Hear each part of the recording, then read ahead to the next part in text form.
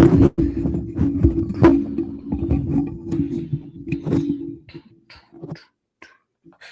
evening, everybody, and welcome to the watch along. Welcome to the PSG versus Manchester United watch along. The game is about to kick off. The players are stepping onto the field.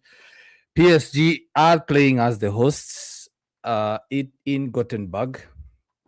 And this is United's toughest test yet, because they are playing the European champions, the UCL champions.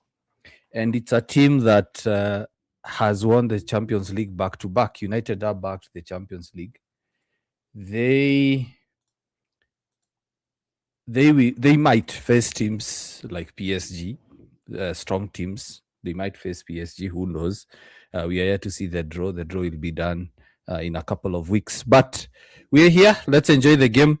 So starting this game, this is why I said in the last watch along, I did say that this is the time now we start judging United, whether United are ready or not. Yes, PSG are playing their second preseason game. They were beaten by Real Mallorca, I believe, 3-0. And they are playing Super Cup in a couple of days versus Aston Villa. And this is a good test for both teams. PSG ready. Of course, they still have a couple of their superstars missing. As well as, let me just switch these two. Yes. As well as they are playing a team, United, that has already gone through preseason a couple of weeks, a whole month of preseason. This is United's fourth game, and it's good to see some of the players back, like Bruno Fernandes, Tielemans is back. Unfortunately, Cunha, Lamens are not available due to illness, but the squad looks good. Let me just... Why did I close the window that had the starting 11? Why did I close it? Okay, let me open it. The game is about to kick off. The captains are exchanging pleasantries. So we have Heaton on goal, Tom Heaton on goal, Luke Shaw, Aiden Heaven, Harry Maguire, Mazraoui, Santos Mount as the two pivots, Dogu Lacey, Ahmad, and Bumo. Bumo is playing as the lone striker there. So it's good to see Shea Lacey playing as the number 10. He's a very exciting player. I hope that he will have a good game today. And I hope that we get to see some of the players on the bench, like Tielemans. I also hope to see how Santos performs. So the last game Manchester United played, they played against Atletico Madrid. Yes, they did beat them.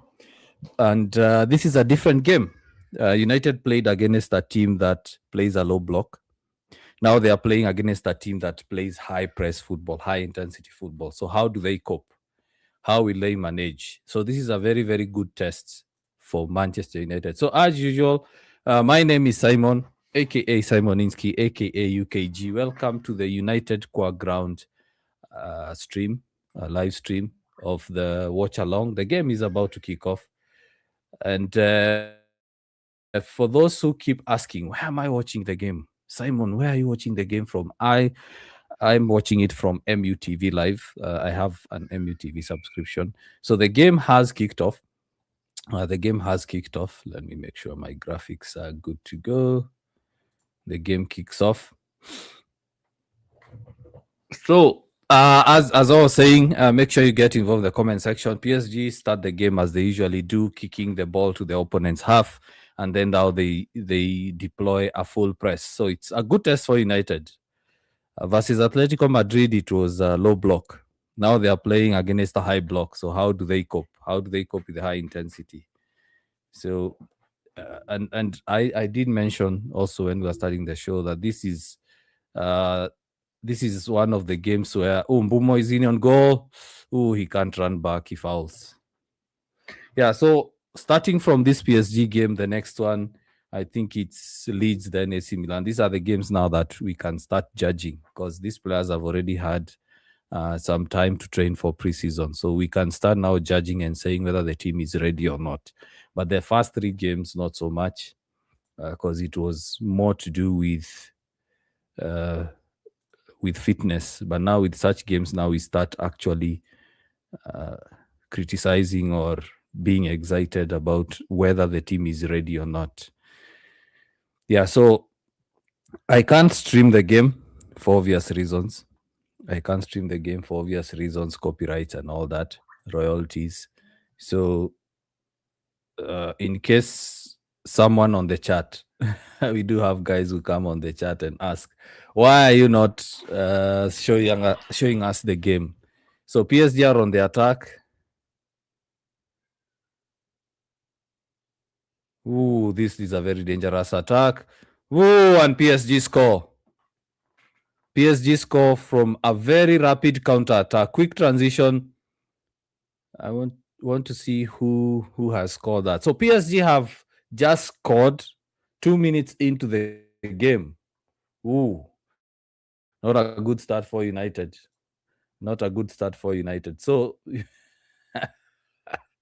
so in case you're logging in, PSG have just scored the first goal of the game 2 minutes in. Oof. Let's see whether he was offside. No, he wasn't.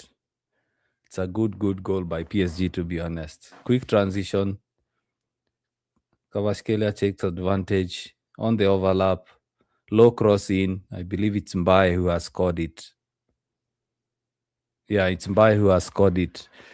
So, yeah, as I said, these are different tests for United. These are very, very different tests. They are playing against a team with high intensity, high work rate. United lose the ball again. PSG on the attack. Ooh, Tom Heaton with a save. Double save by Tom Heaton. So Kvaratskhelia tries to shoot from distance. Tom Heaton saves, bounces off of him, does another save. So these are very, very good tests for United.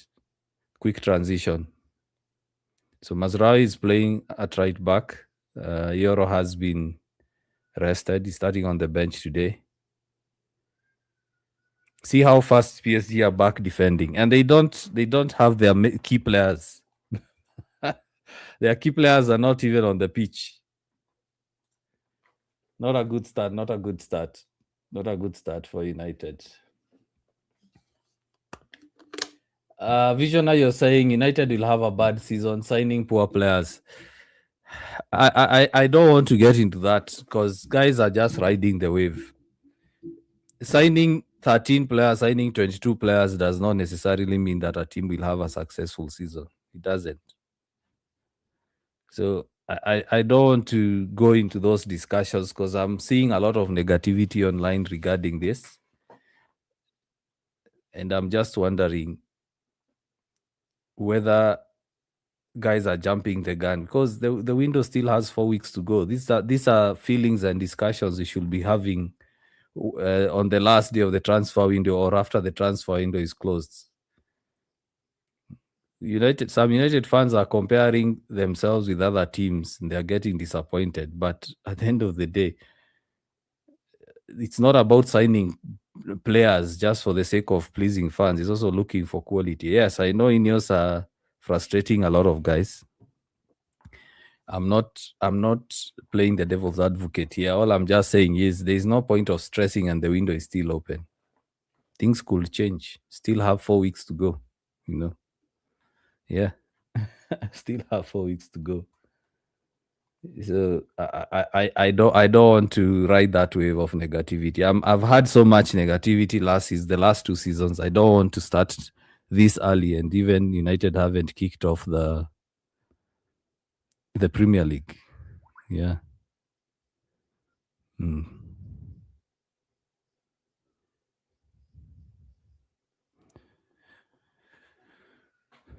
So PSG are now dominating the possession. So United are deploying a half press. PSG are just possessing the ball. Of course, they've scored. They are comfortable. United are the ones chasing the game. So what I want to look at is whether the patterns that United had the last two games will still show in this game, because they were playing very good patterns in terms of attacking, in terms of defending, in terms of pressing. I can already see a part of it in terms of pressing, because right now the ball is just being United have won the ball back. So right now, PSG are just possessing the ball in their own half, which is still good. But this is a very, very, very, very good test. I think I'll keep saying that. It's a very good test for United. United have won the throw-in the final third. They need to make use of this. PSG pushed them all the way back. Let's see. Ahmad. Lacey Mbumo with the header over the bar. Good attack. Good attack by United.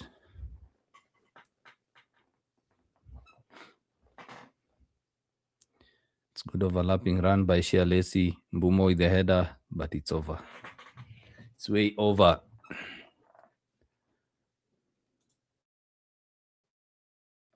Why do I keep clicking on that? Let me close this. Yeah, so get involved in the comment section. Let's keep discussing about the game, about United. But one thing I'll tell you guys is I don't want to ride that wave of negativity this early. The social media space, especially on X, is quite toxic right now. Still regarding transfers, I don't want to stress myself, because even if I complain that United are not making signings, there is nothing much I can do other than keep stressing. So why should I stress myself? And there are guys who are running the club. I can make my point. I can say I'm not happy, but I can't keep saying it. I can't keep riding the wave of negativity. I'm so tired of everything at United always being negative, you know. I choose to count my little blessings, the little blessings I see with United. Because it's one thing if United didn't make any signings. It's another thing that United have made signings. So even if I say I'm not happy with the quality, I'm not happy with standards, I did realize I'm just stressing myself for nothing, you know, and the window is still open.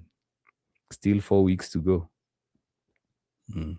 Bumo with the ball. PSG have a very good press. They are really choking United. They are not allowing them to string 5 passes.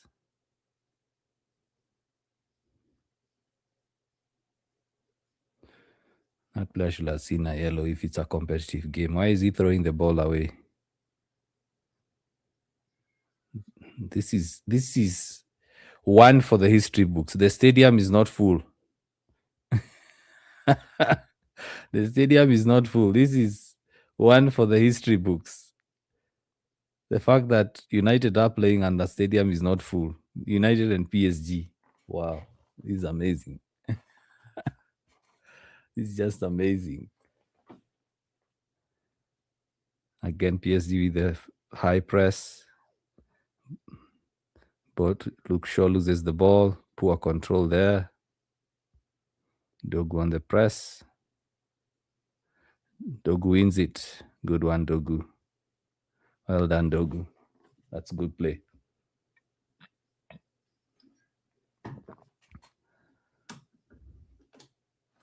So in case you're joining right now, it's the PSG versus United watch along. PSG have scored. They scored in the second minute of the game through a counter attack.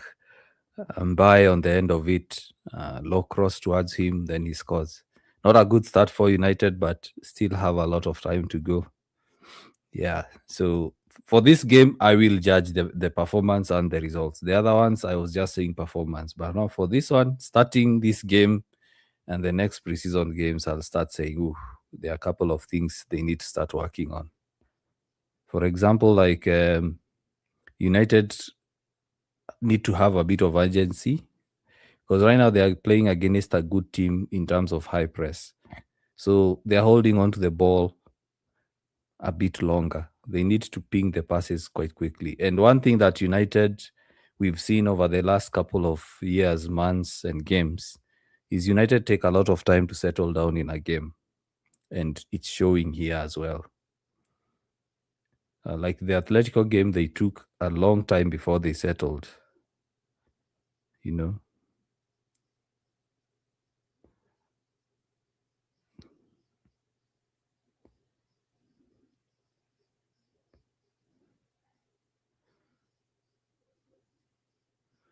PSG are really good at pressing. Wow. They are really good. They are not giving United any inch of space. They are winning the ball back with like after 5 passes. United are trying to make 2-3 passes. The fourth, fifth one, the ball is gone. Oof.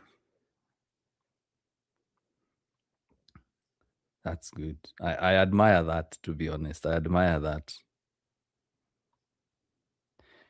And this is not even the strongest PSG side. Most of them are still fighting for first team places, and they are playing the same way as the first team. The starting 11. Dogu with the ball. Ooh, Dogu, please give a good cross. Defended. That's handball. That's handball. Come on, ref. Come on, ref. That's a handball. A clear handball.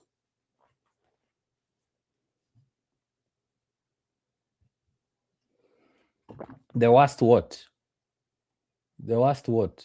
The worst ever what? I don't know what you're meaning. You've posted the worst ever, I think. Okay. I'm not seeing the other comment.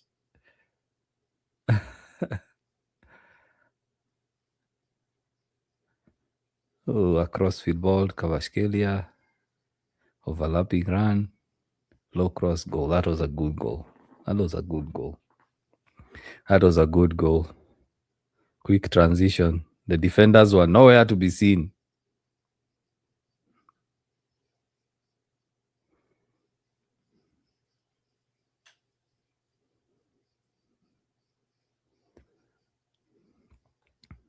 You see, like what I was saying, Evan has taken an extra 2-3 touches. Luke Shaw the same. PSG have already closed down. See, United are taking too much time on the ball against a team that's pressing quite quickly. So they need to string the passes quicker. They need to string the passes quicker. Heaven again, taking time on the ball. And now PSG have numbers. They have to go all the way back to the goalkeeper.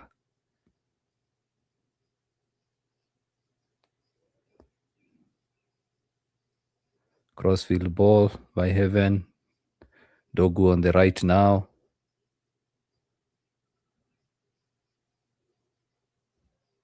Ahmad playing as a 10.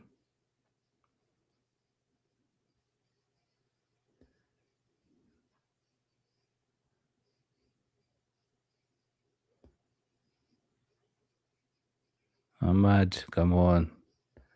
We need runners. We need runners.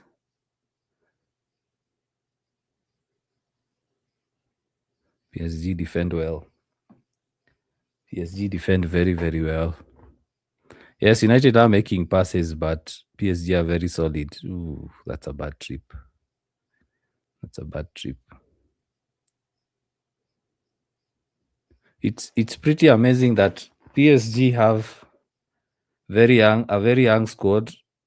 Oh, that's a challenge by Heaven. PSG on the attack. And the page decides to refresh.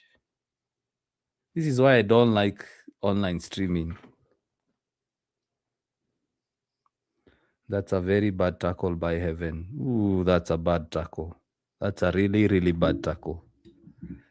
Yeesh. Ooh, if VAR was here, if VAR was in this game, it could have been a red.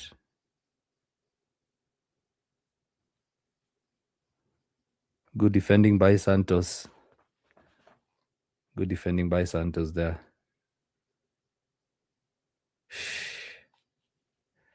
This defense with Maguire and Luke Shaw in is very, very slow to track back. They are very slow. Oh, I hope Kvaratskhelia is okay. I hope he's okay. That was a very, very dangerous tackle. Could have ended his season, Hey, Big Papa, how are you doing? Good to see you. Good to see you. We're winning this. I hope so. I hope so. The signs in the first 15 minutes are not so good, but let's wait and see. Let's wait and see. Because PSG almost scored a second there.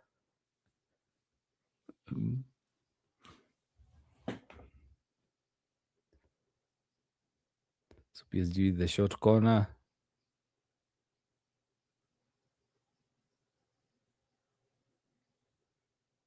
Okay, come on, defend this.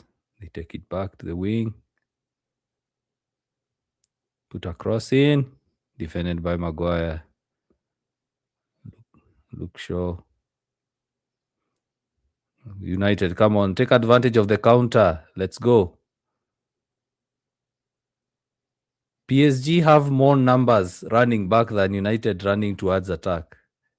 And that's a wasted counter.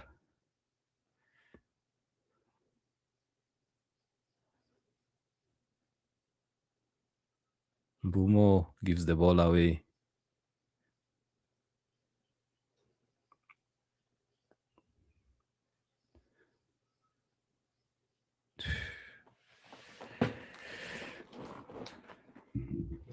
This is a bit worrying, guys. This is a bit worrying considering how United can't keep hold of the ball and they had the chance to counter attack.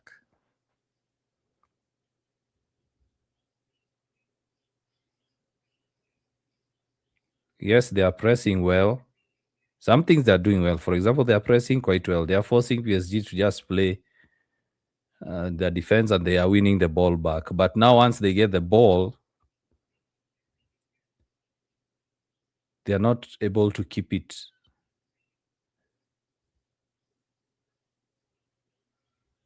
PSG again defending. United with the yeah, that's the sort of passing I keep saying. Quick passing, shifting numbers. Yeah, free kick. Yeah, you see, quick passing, you'll get through them.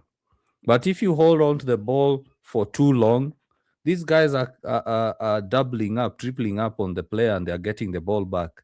But you see that series of quick passing, Mbumo with the run, Mazraoui with the run, Mbumo with the touch. Mazraoui gets a free kick. Yeah, because of quick passing. When you're playing against a high pressing team, you do quick passing, and then you switch the ball quickly. By the time they are getting numbers to the other side, guess what, guys? Mason Mount is injured. Mason Mount is out. Right on cue. Every other season that happens. I don't know why United are keeping him. He's injured. Now he's off.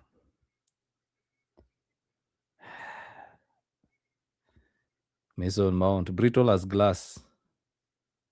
Mbumo with the free kick.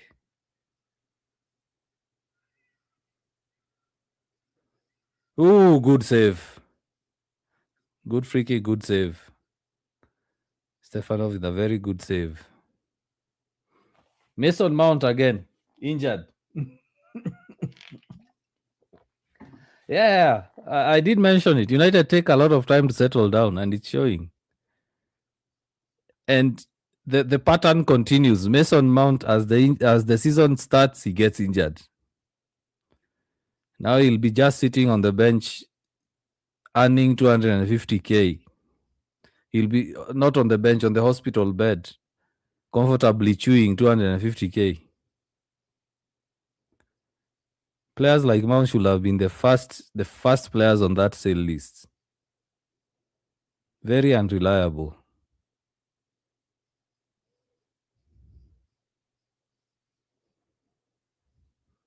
And then you see he walked off. Mason Mount has walked off, but you'll hear that he'll be out for 6 weeks. You just wait. you just wait. You just wait. You'll hear Mason Mount will be out for 6 weeks. And we've seen him walking off the pitch. I think this club is cast. Manchester United are cast. Tulilaniwa.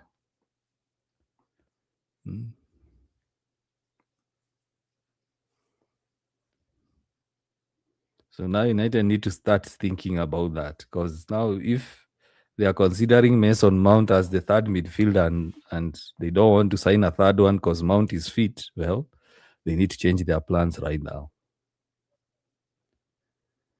Unmute. Oh, what am I seeing here?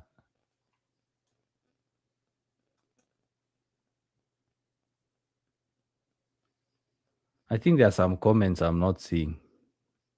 I don't know what's going on.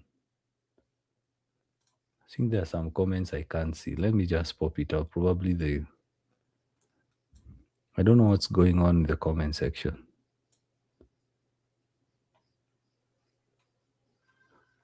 Oh, I read that wrong. It's Manu TV. Yeah, I'm watching on Manu TV.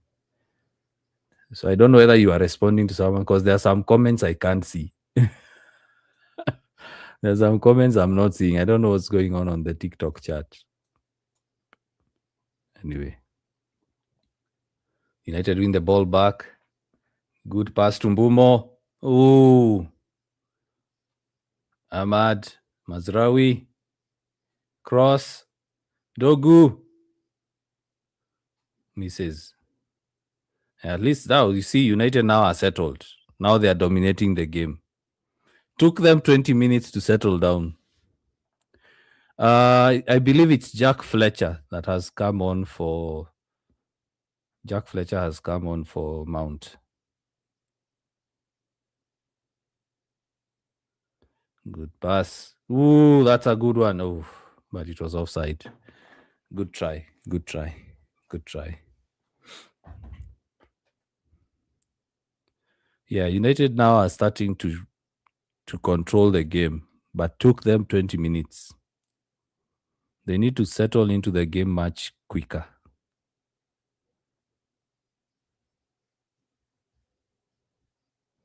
Good pressing.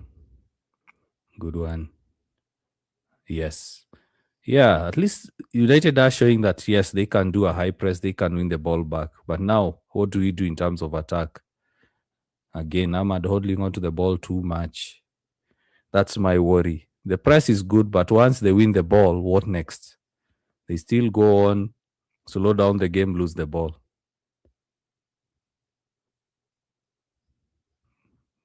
Good switch.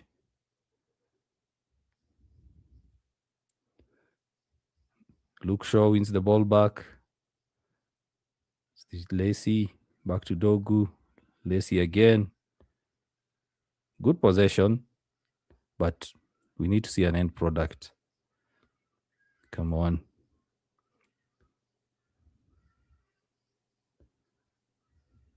Santos, Heaven, all the way back to Heaton.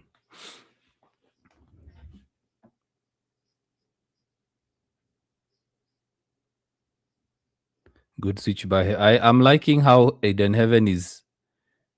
Every time he's looking to switch the ball all the way to Bumo on the right. I think that's a tactic they trained on. And if they continue doing that in some games, they will definitely get good chances to score. Yeah.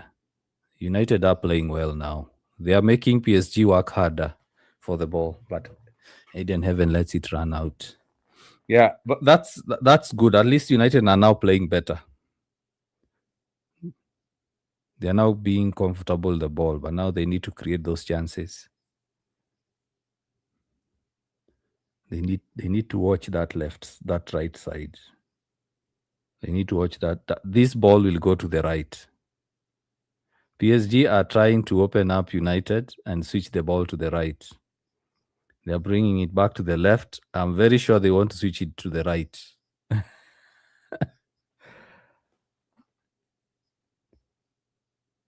Yeah, because once the player in the center gets the ball, they are lifting their head looking towards the right side. It's gone there, yeah. Okay. Switch it again to the left. There you go. Yeah, they are still looking for that pass to Kvaratskhelia. That's the pass they are looking for. They will keep switching until that that pocket opens up. You wait and see. There you go. As I predicted. There you go. Kvaratskhelia gets the ball. That's their play. That's what they'll try doing all game. And that's how they scored their first goal. Yeah. So they recycle again. They'll keep doing that. They'll keep pulling United towards their left and then switch to the right. Wait and see. You see, Kvaratskhelia is free. He's free. So they will try that switch again. United now. Come on, Santos. Yeah, good win. Good defending. We need to sign a midfielder ASAP. Yes, United have been needing a midfielder for the last 3 years. Okay, good switch. But where are the runners to the box? That's a poor cross, Dogu. Because there's no one there. Who are you crossing to? This is why I keep saying I don't like the idea of Dogu playing as a left wing as much as he can, but no. I don't like the idea of Dogu playing there. He still has a long way to go to play as a left winger. It's good that he's versatile. He can provide cover for that position in case it's needed, but him playing as a left winger, no. This experiment has to end. This experiment has to end. I'm not using an app. I'm streaming on MUTV.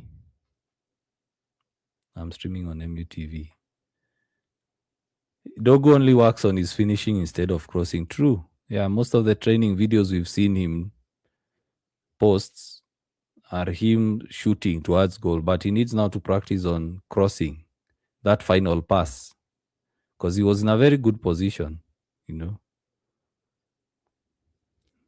So what PSG are doing in terms of attacking United's right side, United are also trying the same. Use their left side. That's a foul, ref. That's a foul. PSG on the attack. You see, the player is looking to switch to the right. He has the ball on the left. They will play passes there. They're trying to open up that channel. Yeah. I'm streaming on MUTV. I'm streaming on MUTV.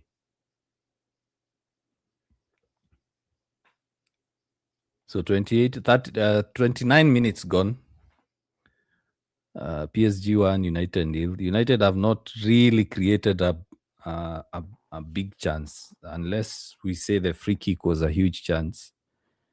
But nothing much in terms of attack from United. They are possessing the game. They are controlling the midfield. But when it comes to the final third, that final pass, they are not making the right decision. The other thing is there are no runners towards the box. It's like they are scared. They are scared of a counter attack. Because when United are attacking, they only have 2 players in the box. They need to have more. They need to have like 3 or 4.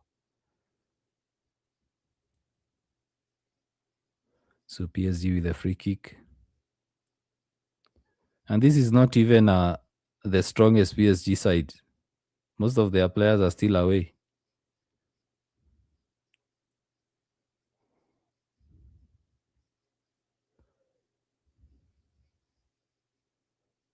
Let's see. Good turn by Maguire. That's a very good turn. Oh, Mazraoui, you tried footwork there. It didn't work. But credit to United because we do not have a striker to target. Yeah, well, if you look at how PSG are also playing, they don't have a striker per se. Look at now. Right now, they have 4 players forward. United are attacking with 3. So it's all to do with tactics. It's not about personnel. It's about tactics. So you see, they lose the ball. Ahmad has the ball in attack. They lose it. So even if you have a true number 9 to target, the same mistakes will happen. It's all about tactics. When you get the ball, what do you do? It's like we are saying, since there is no recognized striker, you can't look for the player who's playing in that position. So what if the striker is not in that position? Does it mean you don't score? Yes, you have him playing on the pitch, but he's not in that position. Probably he's in the midfield. So, yeah, Ahmad wins the ball. Come on, do something. Mbumo, goal. Good play. 1-1. 1-1. That's good. That's really, really good. Mbumo equalizes for United. Hey. Yeah, so you see, that's what I was saying. What do you do with the ball? It's not about having a recognized number 9 that you can target all the time. Is when you win that ball, what do you do? The final pass. And finally, United, the high press works, a good final pass, and they score. And those chances United had before, if they were making better decisions, if these players were making better decisions in those final passes, United will have had like 3 goals by now. So it's not really about having a recognized number 9. It's whether you have a number 9 or not. Have you had a tactic? Do you have a tactic? Do you have a way to score goals regardless of whether you have a strong number 9 or not? You look at a team like PSG right now, who can you say is the number 9? You look at how they are attacking. Look at even how they are right now. They have 3 players up front. Same to United, 3 players. But PSG, you look at how they are attacking. They are making better decisions in terms of the final third compared to United. So it's a matter of tactics. It's a matter of the players taking care of the ball better. And when they win the ball, because United are pressing quite well. I'm really happy with how United are pressing. They just need to keep improving on, once you win the ball, what next? How do we attack? Because Mbumo scored for United. Mbumo is the one who scored. So when they win that ball, what next? So I believe United will keep on improving. They will go on improving in that respect, because at least there are good things we are seeing. Carrick is doing a really, really good job, because United are also not giving PSG a lot of space. And remember, the goal that PSG scored was a counter-attack. Since then, PSG have not really had good chances. So United have now grown into the game. They are controlling the game. They just now need to polish up on that final pass. Well done, Santos. Good reading of the game by Santos. Ahmad, you see, like right now, Ahmad has the ball. Who's going to give him support? Look at how PSG are closing him down. So the final pass to Dogu, well done. That's what I'm saying. Once you win the ball, can we see a very good attempt? That's a good example of what I'm saying. Well done, Ahmad, there. Fighting against 4 players and doing that. That's good. That's really, really good. These 2 games we've been hit in the first minutes. Yeah, King Tez. As I mentioned, and I kept mentioning even last season, United take a very long time to settle down in games. On average, they take 20 minutes to settle. Even in this game, they started playing well in the 20th minute. They started dominating the game. The way you're seeing them playing right now, they were not playing this way in the first 20 minutes. So it's something that probably with time, it will keep on improving. They take, let's say, 5 minutes. Let's say they go to 15, down to 10, down to 5. Because it's something I saw under Eric Ten Hag, I saw under Amorim, and also under Carrick last season. So they take a lot of time to settle down. In some games, they start playing in the second half. Dogu with the ball, good pass to Luke Shaw.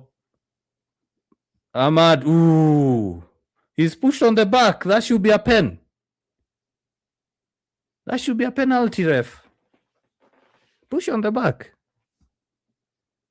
Kukaba pushes him on the back. Anyway, it's a preseason friendly. It's a preseason friendly. Shouldn't complain much. UKG. Hello, Nico Ground watching keenly how Carrick will manage this. So far, Dogu is underwhelming. Yes, as I said, Joseph, big up, Joseph. This Dogu experiment on the left needs to come to an end at some point. Yes, it's good to have versatile players. Yes, it's good that he can cover that wing when we need him to. but he needs to improve. He's done a lot of the videos we've watched of him online are him scoring, but now we need him to provide assists. Good tackle by Dogu. Yeah, good attack. Come on, let's go. Switch it. Good one to Dogu. Now let's see what Dogu does with that ball. Wastes it. He wastes a lot of runs. That's exactly what I'm saying. As a left winger, he should be thinking about how do I get this ball to that box. You look at the difference between how Ahmad is playing, how Shalesi is playing, and how Dogu is playing. Ahmad is thinking of how can I get this ball to the box quickly. But Dogu is like hesitant. So I'm not saying he's bad. I'm not saying he can't play on the left wing. I'm just saying he needs to improve. So this experiment either needs to end or he needs to improve. For me, I would just say play Dogu as a left winger. As a left back, sorry. Yeah, that's what I would say. Okay. Oh, Draw is playing. I remember Barcelona fans complaining about Draw going to PSG. So Mbumo with a free kick. Come on, United. Score. Score the second one. Mbumo. Ooh, Stefanov with a very good save. Let's give credit to HG. That's a good save by Stefanov. Mbumo is having very good free kicks. That's a very good free kick. Ooh. It reminds me of how Juan Mata used to take his free kicks. He used to target that corner, that top corner. So United with a corner here. Let's see. And PSG right now don't have a lot of height. Let's see. Let's see whether Maguire will score from this one. Maguire! Ooh, over the bar. But there's a push on the keeper by Santos. Oh, that's a good corner. But it's a foul on the keeper. Even if it's Shea Lacy touching the keeper. The rules have changed. So I want to see how Arsenal take advantage of the corners. But it's a good play. Good play by United. Good play. Gift, you're saying Dogu is not a starter, but just a team player. Yeah, but he has it in him to become a starting player because he's still young. He'll grow. Dogu is still young. He'll grow. And every young player has a different trajectory. But for me, I would insist on playing him at left back because he has the athleticism to run forward and run back. As you've seen, when PSG are attacking, Luke Shaw is very slow to run back. Yeah, as a left back, he panics too much. Yeah, as I said, he will grow. He will grow into it. The same. Oh, Ahmad with a good win. Come on, Ahmad. Give it to Shea Lacy. Lacy misses it. What happened? Ante Santos. Back to Ahmad. That's a chance wasted. This is what I keep saying, guys. That final pass is what is our Achilles heel because Ahmad won the ball perfectly. But that final pass to Shea Lacy, and then Shea Lacy, I think he didn't read where the pass would go, or he didn't ask for it in the right position. Because United are winning the ball, they are attacking, but that final pass is what is missing. And you saw what I was saying. Ahmad won the ball, immediately thought about quickly how does it get it. Maguire, ooh. So you look at the difference between Dogu and Ahmad. Ahmad is thinking about how do I get to that box quickly? How does this ball get the box quickly? Dogu is hesitant to do that. That's a poor corner. That's a poor corner. Let's see. Mbumo scored for Manchester United. Mbumo scored for United. Mbumo is the one who scored. I'm loving this United press. It's really good. Nice one. Mazraoui wins the ball. Mazraoui again to Mbumo. Back to Ahmad. Ahmad shoots. There's the keeper. Exactly. That's what I want to see. More of that. Once you win the ball, make good use of it. PSG on the attack. Good pressing by Heaven. Heaven should give very good competition to the likes of Martinez, because Heaven is playing some good stuff. Aiden Heaven he's showing that he's ready to start for this United team. Shialesi, come on, beat the man. Well done, Luke Shaw. Ooh. Mazraoui, come on, Ahmad. Yeah. And then one thing I've also noticed about United is that they are trying to be patient when their numbers, huge numbers defending. They are not in a rush to like cross the ball, kick it. And that's a huge, huge change from what we've seen a couple of seasons ago. Let's see. Maguire, forward pass, progressive pass. Dogu loses the ball.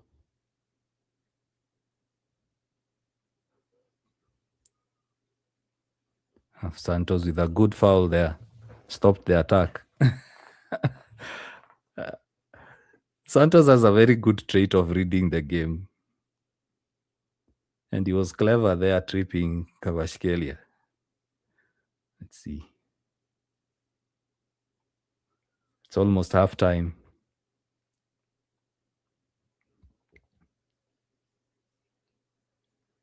Yeah, so I'm sure PSG are looking for that right side pocket. They're trying to pull United in numbers, but there you go, as I predicted. They're always looking for that side. And I love how United are defending, how they are pressing. Very good. This is very good structure. I'm loving this.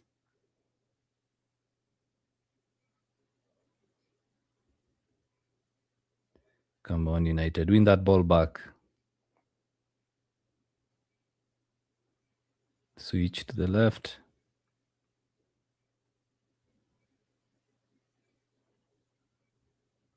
They are looking for that right side pocket.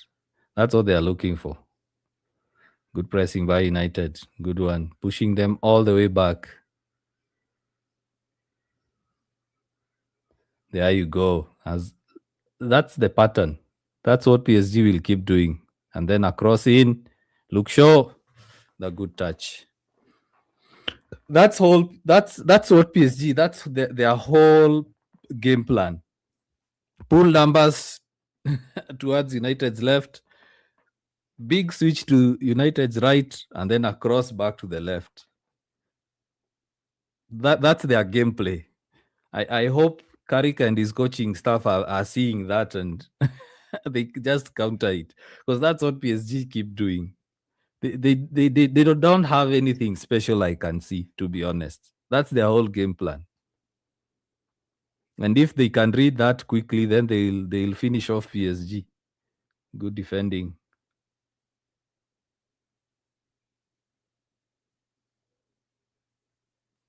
So it's almost halftime.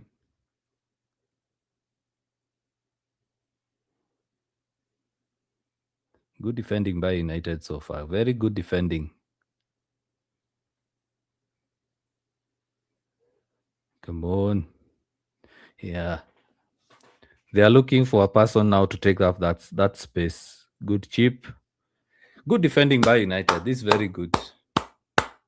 Very good defending. And good tackle by Ahmad. Slots it to Mbumo. Mbumo low shot. Good goal. Good goal. To be honest, both goals are really good. So 1 minute added on. 1 minute added on.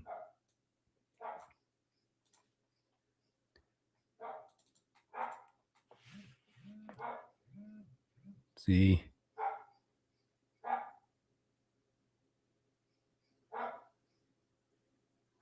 Good takedown there. Come on, Dogu. He needs support. Yeah, halftime. It's halftime. It's PSG 1, Manchester United 1. And it's been a very, very interesting game. It's almost, we can almost say, that it was a first half of two halves, because PSG started quite well, scored in the second minute by at the end of a low cross, straight on goal. Basically, he passed it to the net. And then PSG dominated first 20 minutes of the game. After that, United started growing into the game. They grew into the game. Ahmad with a good press, winning the ball. Good pass to Mbumo. Mbumo with a low shot to the left side corner, bottom corner, and 1-1. So a couple of things, I think I've mentioned them already, that United are playing very good in terms of pressing, in terms of controlling the play, but they always take a lot of time to settle down in games. I don't know why. I don't understand why. It takes United an average of 20 minutes. It's not something we've only seen in this game. It's something that we've experienced in previous seasons as well. United take a lot of time to settle down in a game. And it's very dangerous, because if you look at the last two games, United conceded in the first quarter of the game, first 15, first 10 minutes of the game. And there will be instances where, if that continues, they find a team that will defend the entire game, or the team that will frustrate United the entire game, and they lose 1-0, So United need to take control quickly, settle down quicker, and they can start by settling down, like instead of 20 minutes, they take it down to 15, they take it down to 10, they take it down to 5. Because conceding early goals in two consecutive games, it's worrying, I love how United are pressing. They are giving PSG a difficult time to progress play. PSG have only one pattern. As I said, they're trying to pull United towards the left, United's left side, and then a big switch to the right, and then a low cross or a cross back to the left side for goal. That's how they scored the opening goal. And they keep doing that pattern over and over and over and over. So they don't have anything special to offer, to be honest. They're not mixing it up like United, for example, trying through balls, trying progressive passes. And I love the fact that United are being patient, especially when their numbers defending. They are being patient, and you've seen how they are dominating play. Of course, it's preseason. Let's not mention so much about the referee, but the referee is making some questionable calls, like the Ahmad push should have been a pen, in my opinion. But yet again, Eden Heaven could have received a red card. So it's a preseason game. It's a good test for United, playing against European champions, back-to-back European champions. They are playing the Super Cup in a few days against Aston Villa. And United are starting to show that they are getting ready. They are making the right steps to get ready to play in the PL, to play in the Champions League. Of course, both teams are missing key players. PSG are missing very, very key players. But one thing I can give credit to PSG, their hierarchy, their coaching team, is you can't really see a big difference in how they are playing right now versus how they play when all their superstars are on the squad. That tells you that they've sorted out their structure from first team all the way to the academy. If they can have a player like Dro who just joined from Barcelona and playing their system, they have players who barely play in the first team for PSG and they are playing quite well, then that tells you that they've sorted it out. Now, United need to do the same. Regardless of who's playing, they are playing the same system. They are playing with the same intensity. And it's something we need to be pushing for. So for me, it's a good half, 1-1. PSG, this is their second game of preseason. They've just played Real Mallorca a few days ago, I think last week, or was it? No, Wednesday. They played Real Mallorca on Wednesday. They lost. Right here, they are showing that, yes, even without preseason, they are still a good side. And it's a good test for United, because this is a Champions League winner. This is a Champions League team. United will be playing the Champions League. Some of the players are not in, yes, but at least United are showing that they can go toe-to-toe. They did well versus Atletico Madrid, another UCL team.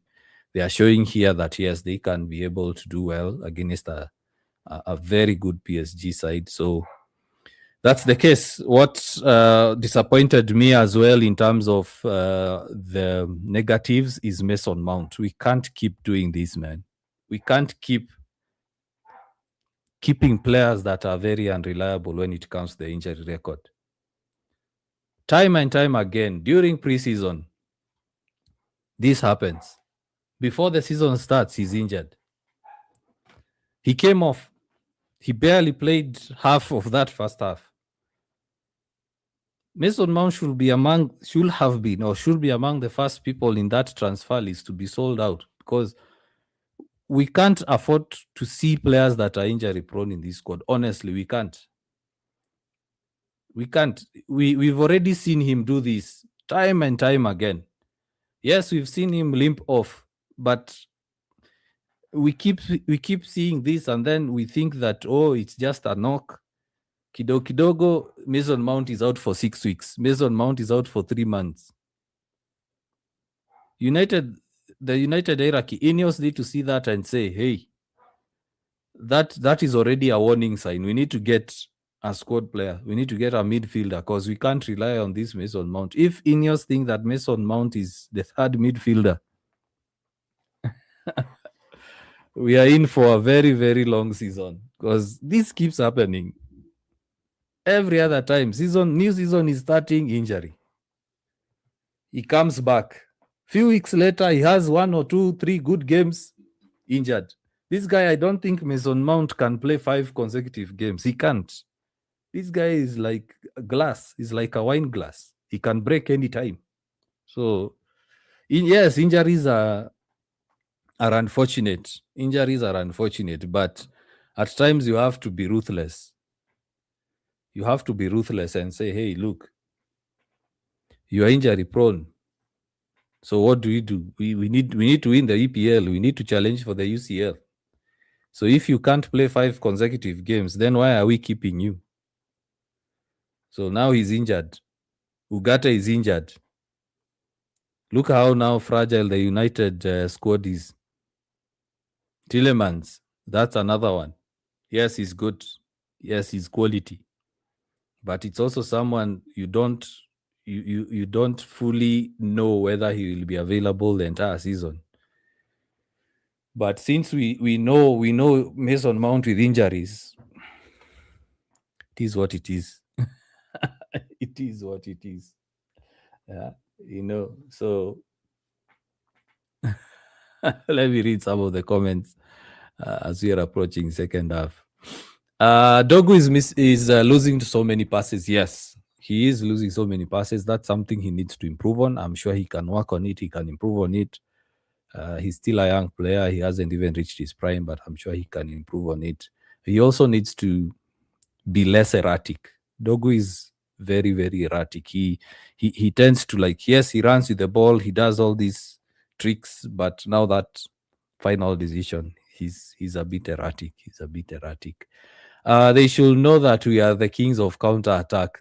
Manu, yeah, well, United are the kings of counter-attack, but they are not showing it. They are making the wrong decisions with the final pass, because United should have been 3-1 up, 4-1 up by now if they were making the right decisions in terms of the final pass, Let me see some other comments here. We need a DM.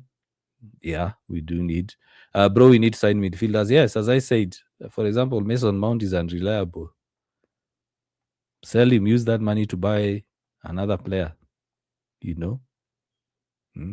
So for those guys who are asking where the game is, I'm watching it on MUTV. You can subscribe to MUTV, then watch the games. Yoro is more of an attacking fullback. I would say Yoro is a center back, but he does well when played as a right back, because he can play right back, he can play center back, and some of those are exceptions. There are players who can play well across multiple positions. For example, Mazraoui can play left back, he can play right back, he can play center back exceptionally well. So Yoro, similarly, he can play right back very well, he can play center back very well. So some of those players are exceptions. But for me, Dogu as a left winger, I would say just have him as a cover. Let his main position be a left back. Let him improve on that, because we do need a replacement for Luke Shaw. So let him start playing left back right now, so that by the time United are transitioning Luke Shaw out of the club, Dogu is ready to play that position. United board is so bad at selling players. Mwangi. Well, I was in a TikTok live last night, and I was just laughing. Because yes, United are not so good at selling. They're not so good at selling, but we have to understand the underlying factors as to why they are not good at selling. For one, United hand out huge wages to somewhat average players. So when a club wants to buy the player is like, I'm receiving 200K. So why should I come to your club and receive 50K, receive 100K? That's why United are quote unquote bad at selling players, because United hand out huge wages. So for example, Rashford. If Rashford was earning around 100, 150, and United say we will sell him for even 60 million, clubs will line up. But now clubs are looking at United. They started at 40 million, they went down to 26, because the clubs that want him can't afford the salaries. So the United are bad at selling because they hand out, one of the reasons is because they hand out huge contracts. Secondly, United is a big club, and big clubs have issues selling non-performing players. If these players were at United and they were performing, they would get moves elsewhere quickly. Very quickly. Because teams will be like, ooh, this is a United player. Let me give an example of PSG. Look at Bradley Barcola. He's performing well. PSG want to sell him. So they can comfortably say we'll sell him for 150. Why? Because he's playing for a big club. He has won big trophies and he's performing well. But now at United, you have players not performing well with big salaries. Who will want to buy them? So even if you say a player is 30 million, the buying club will come and say, no, based on the performance of this player, we can only buy him for 15. So there are underlying factors. So when you say the board is bad at selling, you need to understand those underlying factors. And what we should be saying is United have made mistakes. For example, Luke Shaw should have been sold a long time ago. But what did United do instead? Reward him with a new contract, a bigger contract, to quote unquote sustain the value, protect the value. So by the time they say they want to sell Luke Shaw, no one will want to buy him. He's on a huge wage. He's underperforming.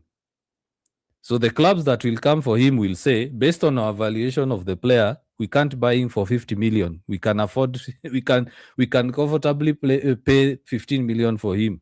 And then they go and tell Luke Shaw, we can't afford 200K.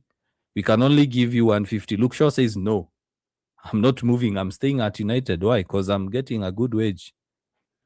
So those are the underlying factors.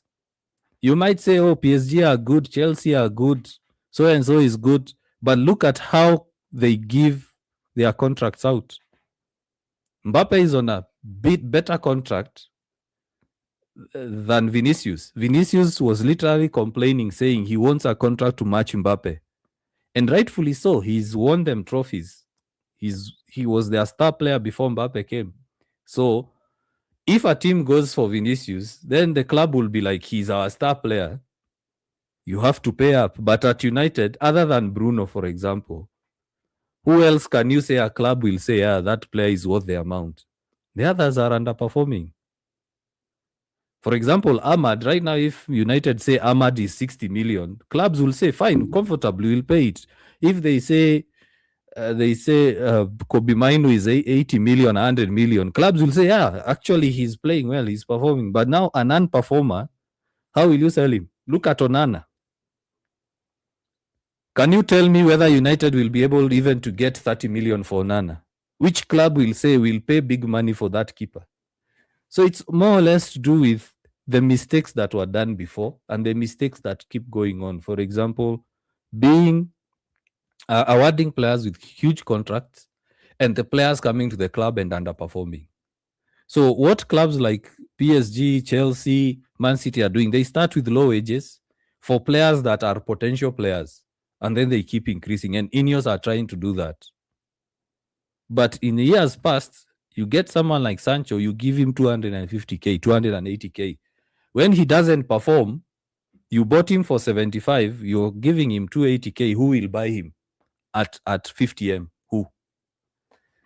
So it starts also with when you're buying players, give them contracts that match their valuation. Buy players that match their valuation. We bought Anthony for 100 million euros. He was not worth that. So even when you are selling him, you can't sell him for even 40 million because he, in the first place, he was not even worth 100 million euros. So there are a lot of underlying factors. The second half is about to start. So I'm not playing devil's advocate here. No, all I'm just saying is, as much as we are saying, oh, the board is bad, the board, you need to understand the reasons behind why United have historically not been good at selling. That's the case. So, for example, Radek Vitek, clubs like Chelsea, what do Chelsea do? They take him to loans in top clubs, and then they say, come back. They play a couple of games here and there. By the time a buying club is coming to buy, they are told, hey, you see our player is good.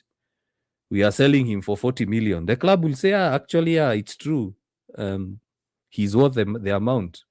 But you can't have Radek Vitek, who has not played even a single PL game.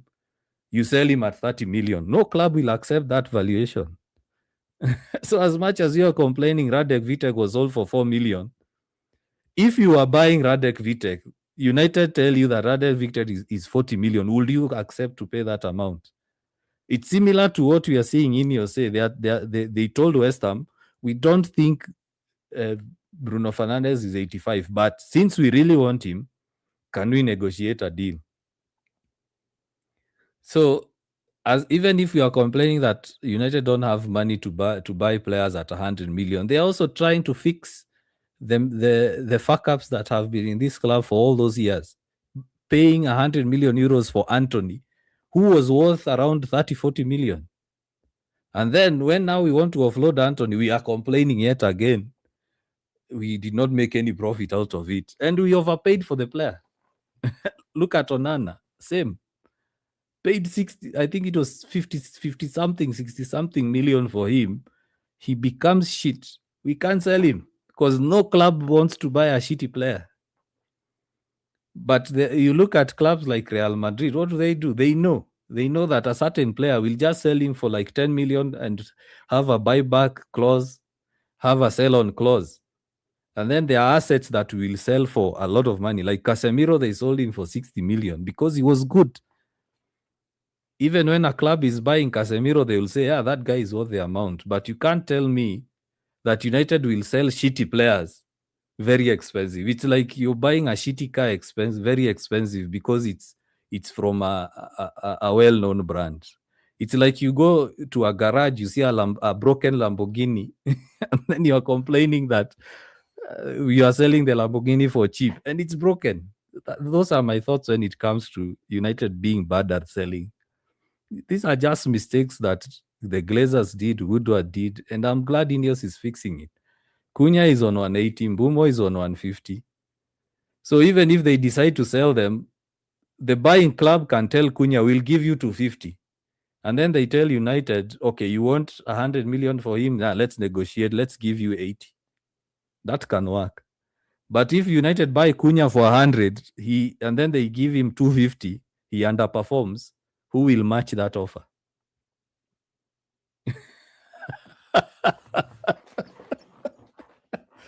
Yeah, Heaton has been injured. So those are just my thoughts. That's why I said I don't like riding the negativity wave because a lot of people ride it without fully understanding the underlying factors. Yeah. So Heaton is down, he's off. I'm not so worried because he's like now the third choice keeper. So I'm not so worried about him. So Heaton is off. Also, some subs have been made. So let's continue watching the game as we discuss about United. Okay.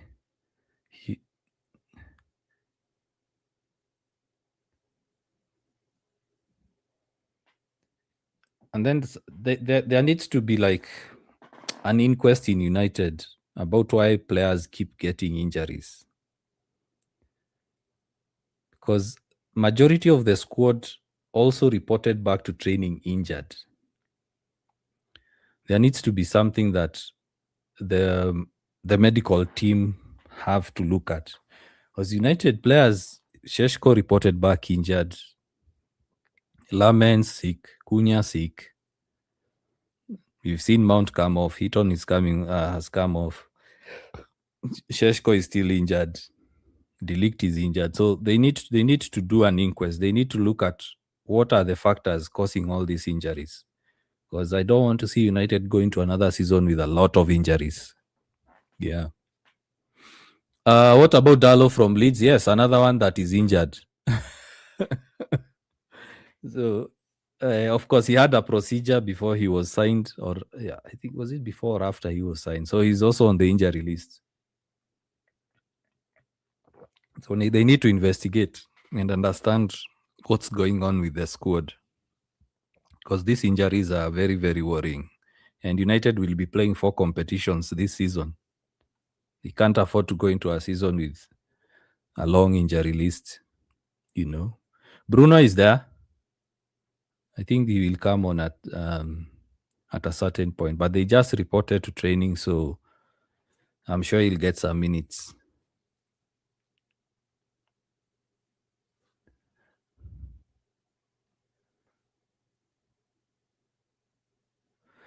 So I've just remembered the last time United played PSG in a competitive game, United won. I believe it's the one that Rashford scored the penalty, the UCL comeback when United broke the record that no team has ever come back from a 2-0 defeat at home. Do you remember that stat? Yeah, so this is good from United. Still having control. They still have possession, good pressing. They're winning the ball back. But now they need to find that winning goal. Yeah, Tielemans is also on the bench. He'll come on at some time.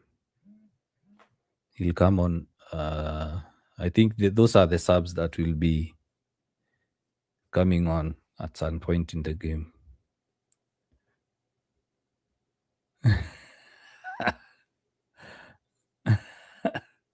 Dog, Dalo, what are you doing?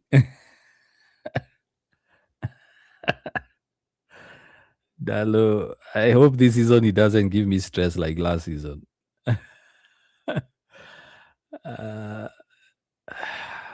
I don't know, but I think Lamens is not really an injury. I think it's Lamens and Cunha. It's an illness. It's not an injury.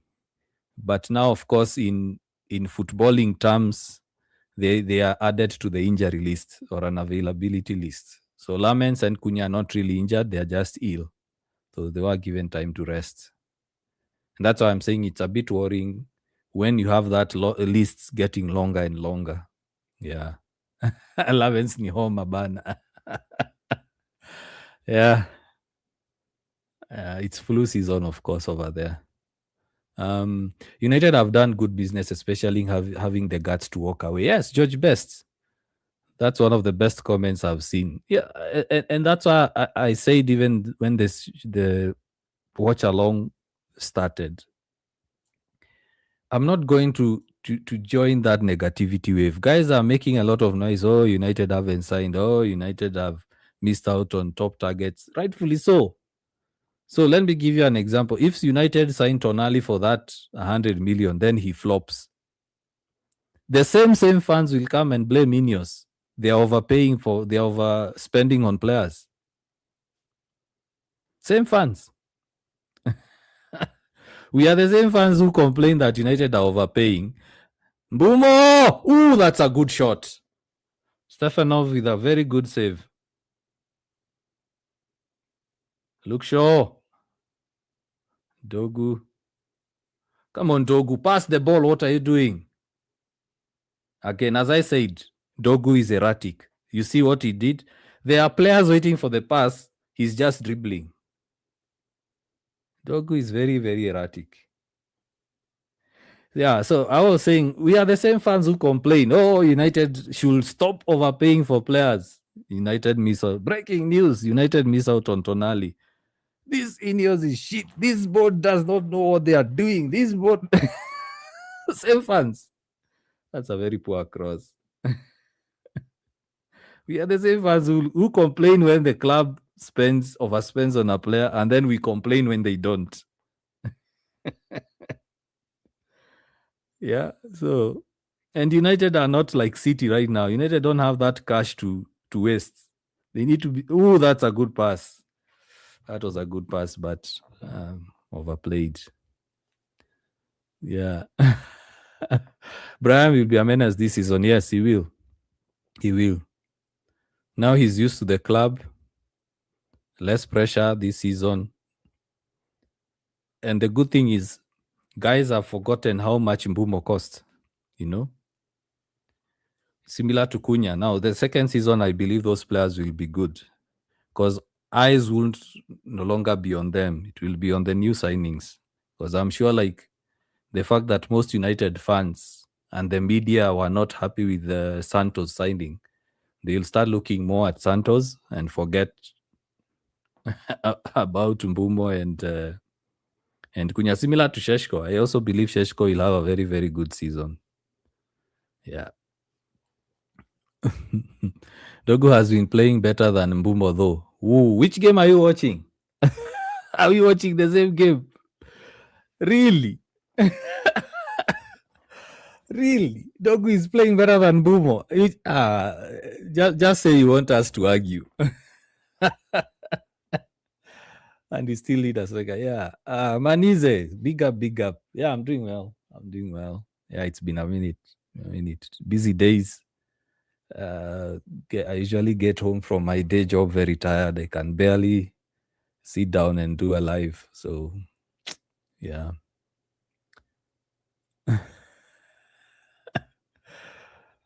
Don't piss me off. Mbumo can't make any successful dribble. I'm pretty sure you're not watching the game. I'm pretty sure you're not watching the game. You're not watching this game. You might probably you're listening in on the radio, but you can't. Just get pissed off. Get pissed off because Mbumo is playing better. He has even created chances. You just saw him with a good shot. Stefanov saved. He had 2 good free kicks. He's carrying the ball well. He has scored the goal. So watch the game. Exactly. Mbumo's role is not about dribbling but finishing, bro. Yeah, that's why I'm saying he's not watching the game. Whoever has posted that, they're not watching the game. They are listening in. You guys just make me laugh. Like when you say Mbumo is not dribbling, what did he do so that I'm actually looking at the highlight right now. What was that he did? Then he took the shot but saved by Stefanov. Is that not dribbling? Has Dogu done any of that in this game as a winger? How many successful crosses has Dogu put in as a winger? How many chances has Dogu created as a winger? Come on, man.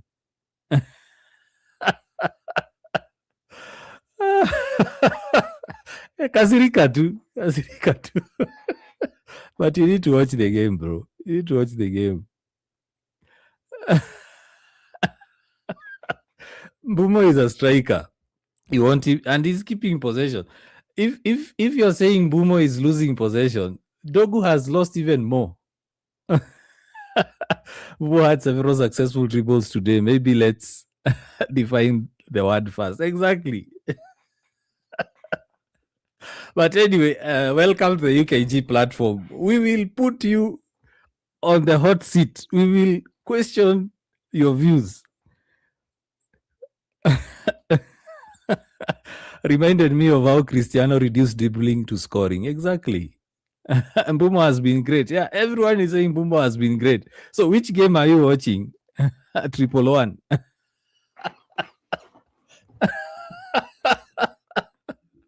Sorry. I think I'm laughing. I should. I have a cynical laugh. Let me just stop. Let me just stop. Gift is laughing. Ian is saying Dogu is.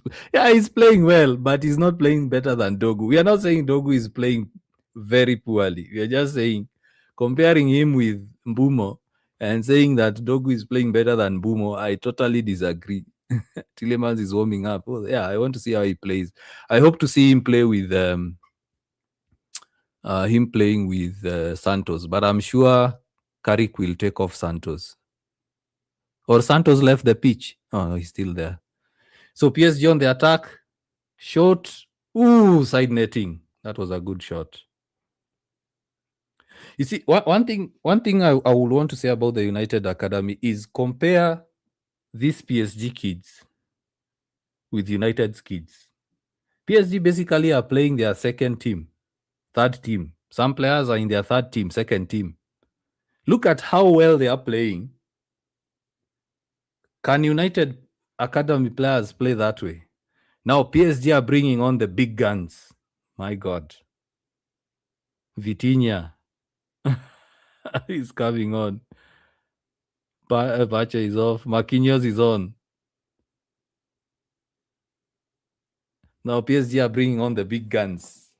So Mayulu is off. Or is still on. So look at how the PSG youth players are playing. How many of United's youth players can play at that level? just a question to think about. Just a question to think about. Mbumo will be dangerous next season. Yeah. Mbumo, I believe Mbumo will be good. Ineos is building the finance side of the club. Yes, and guys are not being patient. Most United fans have been spoiled over the years. They don't understand the mess United are in right now. United right now can't afford to spend poorly on one player. Because as I said, you are the same fans who complain when United overpay and the players don't perform. Come on, Dogu. Yeah, so with Neves and Vitinha on, I'm sure they'll have more midfield control. So Carrick also needs to make some changes. Yeah. You see, Vitinha is already in the mix controlling the midfield.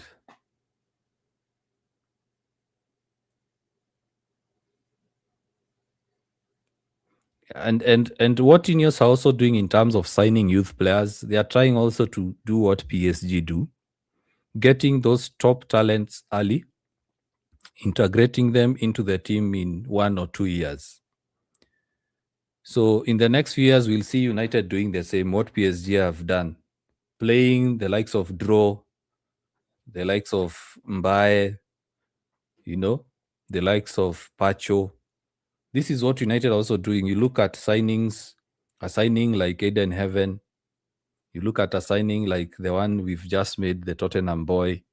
In the next 2-3 years, we'll see them now being first-team players. Because Carrington of late has not been really good in terms of producing good talents.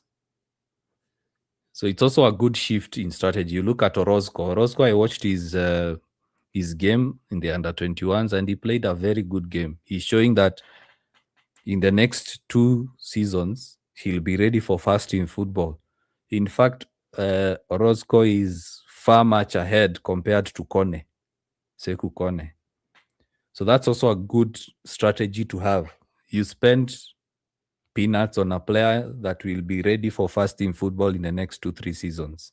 So it's not only signing players for now. So Bruno is coming on, Mbumo is off.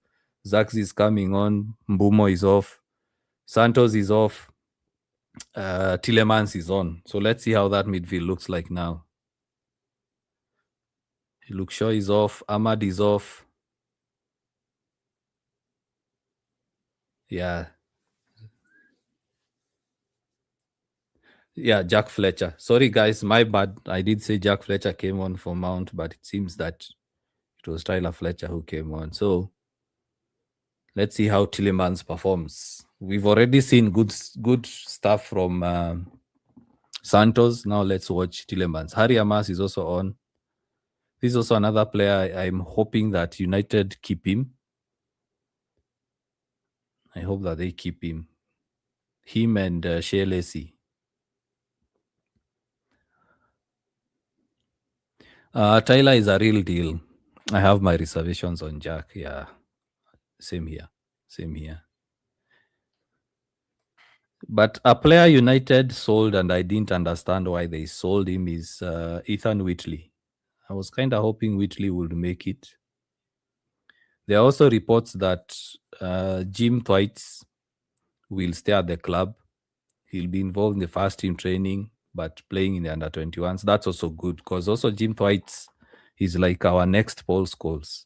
So those are the players United need to be careful about. They need to have a good pathway for them because players like Jim Thwaites, Shea Lacey, Harry Amas, Radek Vitek, we can't keep losing such talents, because Radek Vitek should have been United's number 2. Even though Lamens is there, he's performing well, but having Vitek there, having him play some competitions, but it was also down to the player. The player didn't want to play second fiddle, Ethan Whitley's camp had a lot of demands. Yeah, and that's what I'm saying. It's United, if the pathway is good, to the first team, players don't tend to have a lot of demands. And also they are looking at sorry, I was just looking at that attack. And also the young players are looking at the academy graduates in the first team. They would also want to have the same. So as I said, it's also down to the player. But what Ineos can do is just have a good pathway for these players.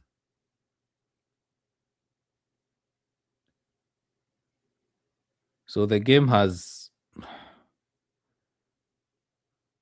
gone down a bit, especially after the subs. There is no real excitement in the game. It usually happens, especially in preseason games when you're making a host of changes. But I'm sure it will spark into life in like the 75th minute when everyone is in their groove, in the flow.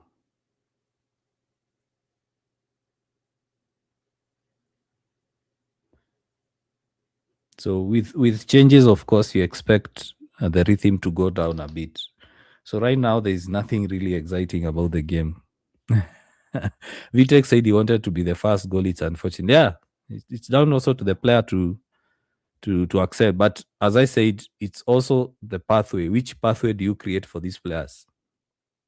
Do you give them a pathway that they feel that, yes, in the next 2-3 years, I'll be a first team player? Or do we handle them in such a way that they look ahead and they see there is no place for me to play? And I'll give an example. Sane Lamens practically played all games last season.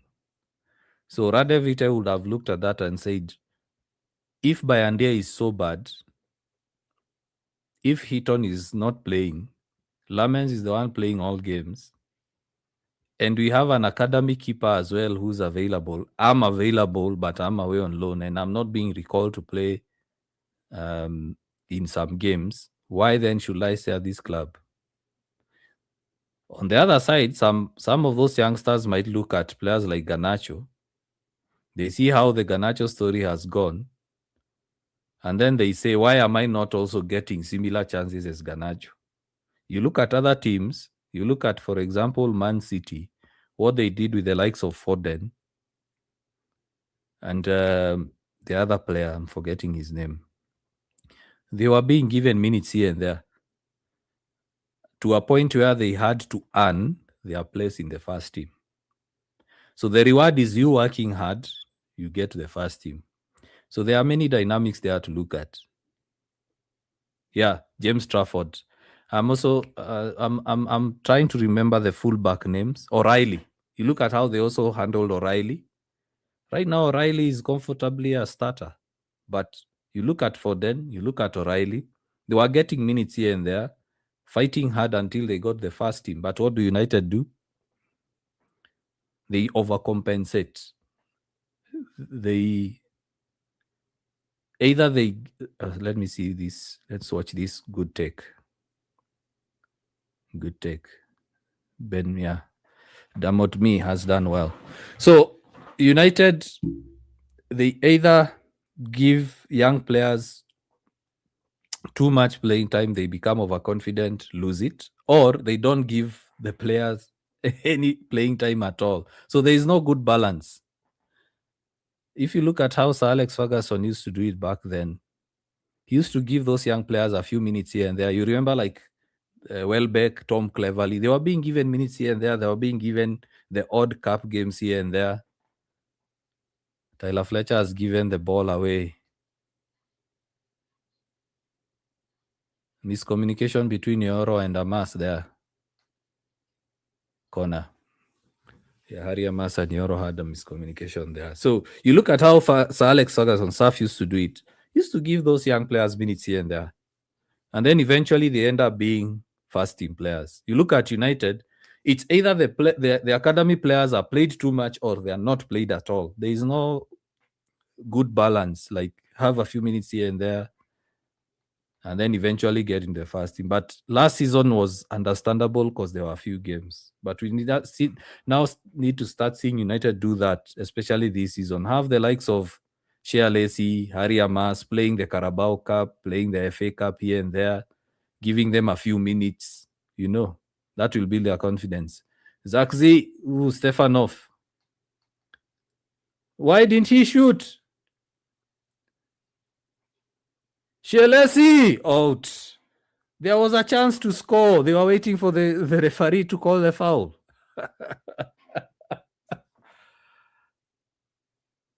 Oh, what was he? Should have chipped it.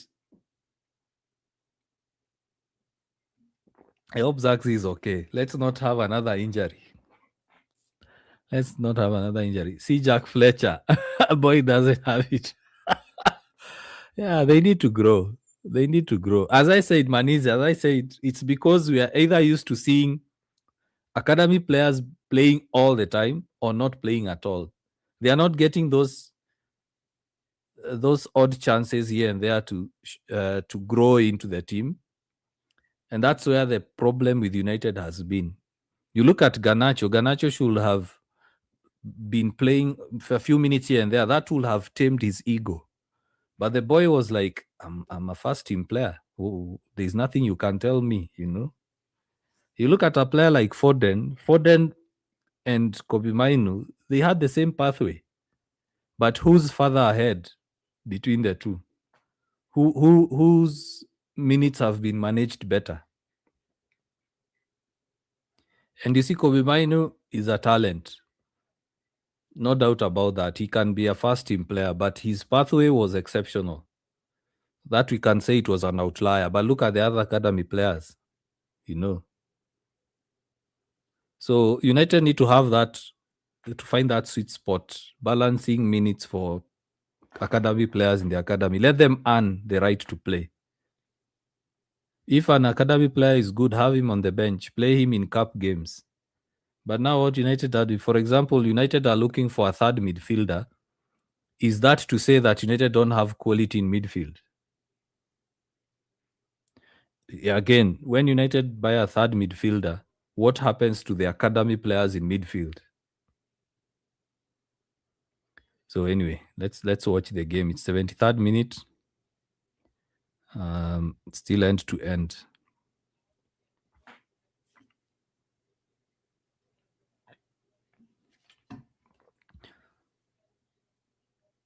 So since PSG have made changes, they've gained more control of the midfield.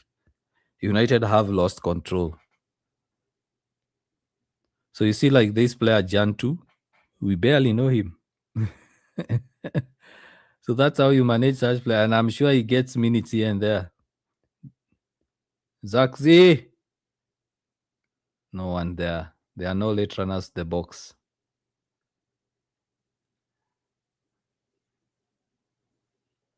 Zabani is a very good defender.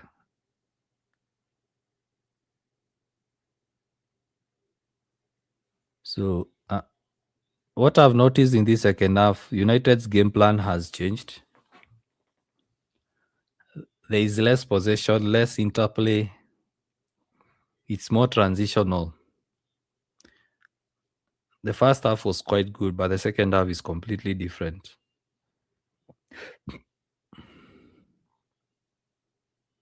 Tyler Fletcher, that's so weak.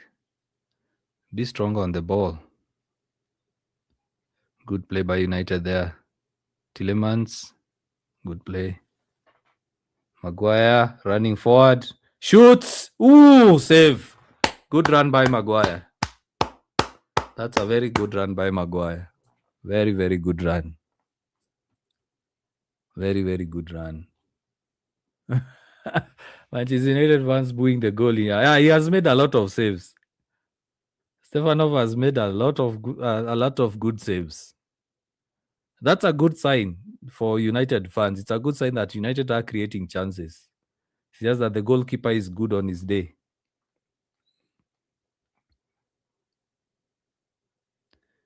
But one thing I don't like about this setup right now is United are dropping deeper and deeper. In the first half, they were pushing forward for the press, but right now their foot is off the gas in terms of pressing. It's like they're a bit scared, you know. In the first half, the likes of Ahmad were fully going for the press, but right now, Safonov, not Stefanov. Safonov is off. Ooh. Let's hope the new keeper makes mistakes.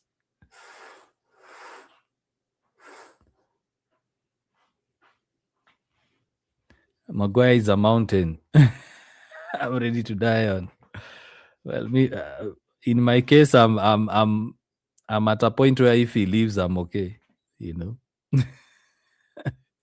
if he leaves, I'm okay. If he stays, I'm okay. There are some players I'm like that. If they leave, I'd be okay. If they stay, I don't have a problem. It's like Rashford. If he stays, I'm okay. If he goes, I'm okay. I have mixed feelings on some players. Come on. Euro.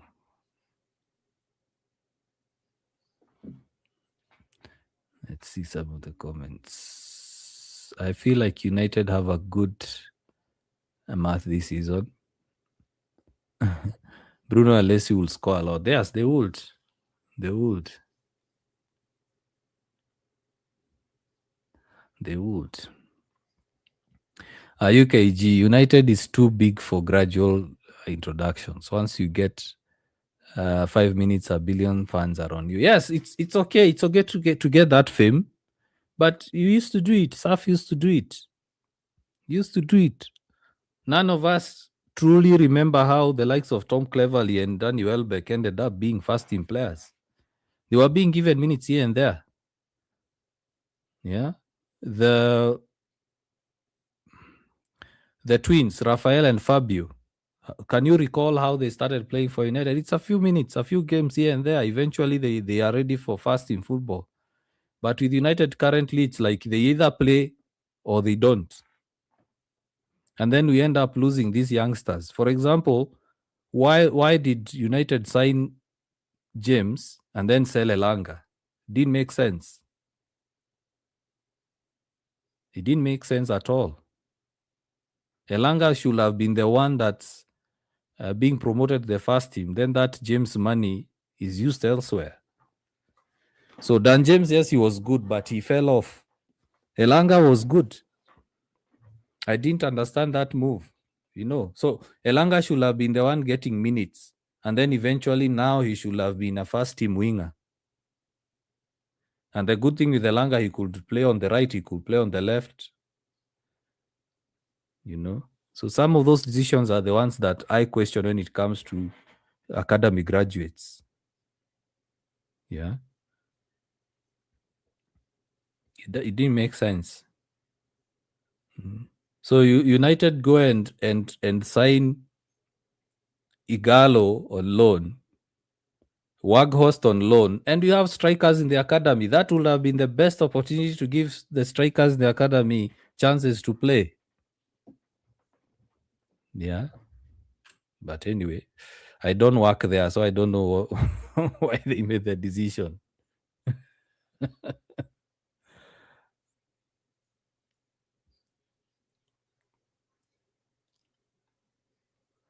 Yeah, so PSG have been controlling the game since they made the subs. I suspected with Vitinha and Neves on, I was expecting them to have more control of the midfield. And then that United midfield is disjointed. It's a bit disjointed. Good one. Oh, we tried a good pass, but it didn't go through. Should have waited a bit. Should have waited a bit. You're too harsh on Jack, Banize. You're too harsh. Oh, he gives the ball. Okay, I won't. I won't. I won't play advocate again. I won't play advocate again. I'll keep quiet.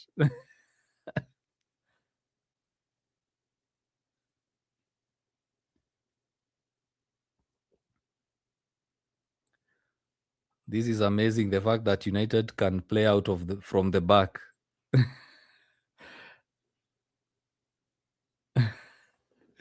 This is new. United successfully playing out from the back. It's new.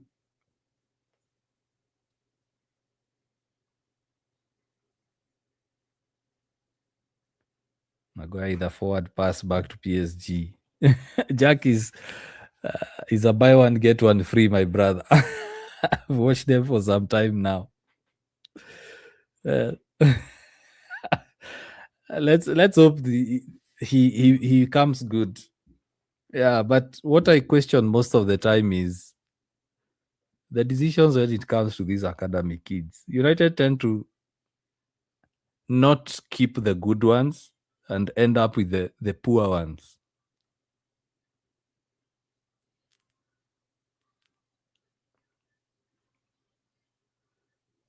Oh, that's a good pass. Fernandez. Ooh. Was he trying to pass or to shoot?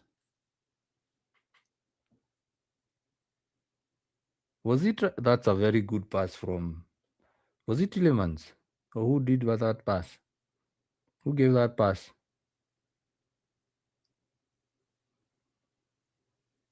Oh, I think Bruno was trying a through pass. Was trying a through ball.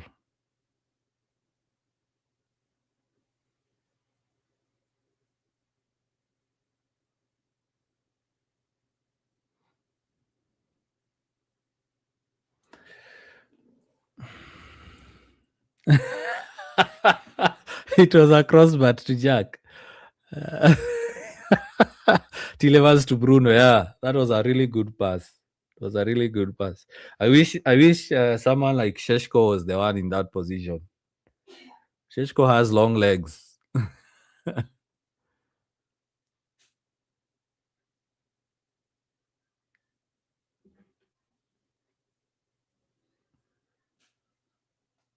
The game has completely lost its intensity. Now it's now a true friendly. It's now truly a friendly. There is nothing much to get excited about. The first half was quite good. UKG, see your brother Jack. Come on. I did say I'm not going to speak about Jack again. I've said I won't be an advocate anymore.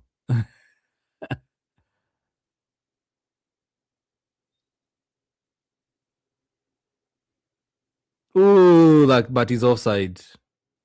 He's offside, but it's a good pass. Good play, good pass.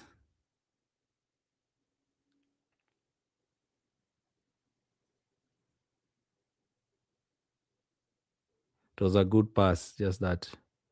Oh, Tillemans with a good turn and a good pass. I'm sure we will enjoy this because Tillemans and Santos have very, very good forward passes, progressive passes. I can't wait to see them find Sheshko because most of the times our midfielders waste Sheshko's runs.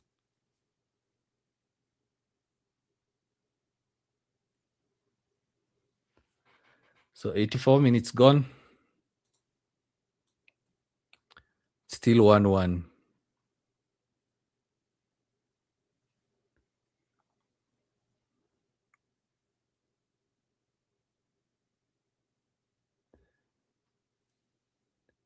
Bruno.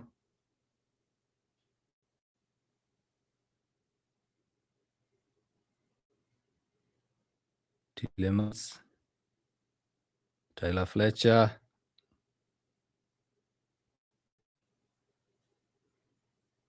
Oh, Bruno, that's a poor pass.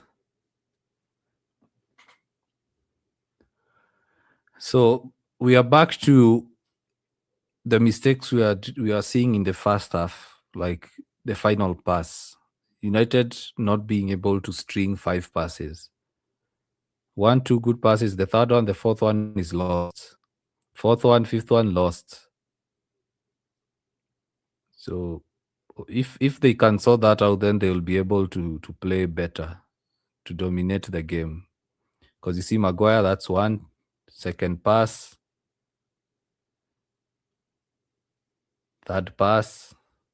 Fourth pass. Fifth. Sixth. At least they've done more.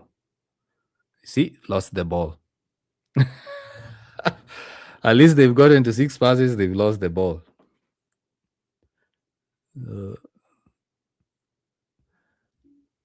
With Tillemans, we know even when Bruno is not playing well, he will supply. That's true. Tillemans and Santos will offload some of those responsibilities from Bruno, like playing deep passes. Because when United were not playing well, Bruno had to drop deep to become a DLP. But at least with those two, we've seen that they can actually offload some of that job. Oh, that's a good pass by Zaxi. Come on. Come on, Dalo.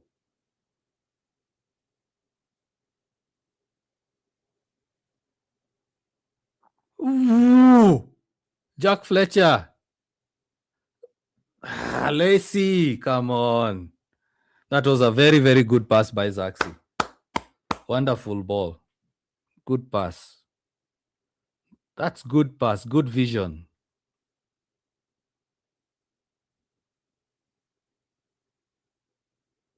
Oh, guys did not get to them, but a good try. Lacey with a good try. That's a good chance. That's a very good chance. What I like about this game so far is United have had the most dangerous chances compared to PSG. Zaxi, come on.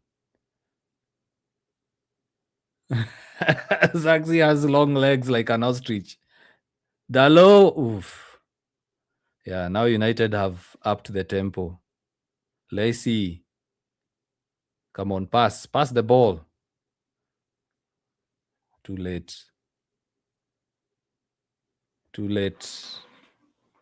Yeah, so United have actually had most of the chances this game. It's just that they can't score. Yeah, it was a brilliant attack. We are really going to feast with Bruno and Tillemans in that midfield. True. But now the question is, Santos on the bench, Tillemans starts?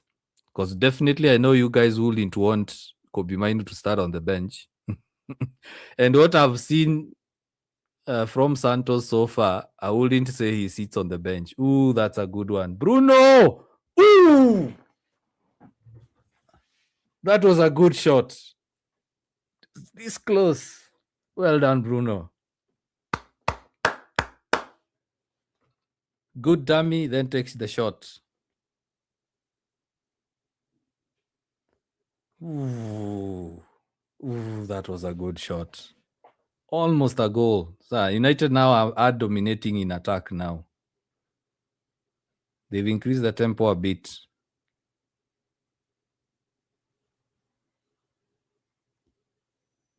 go.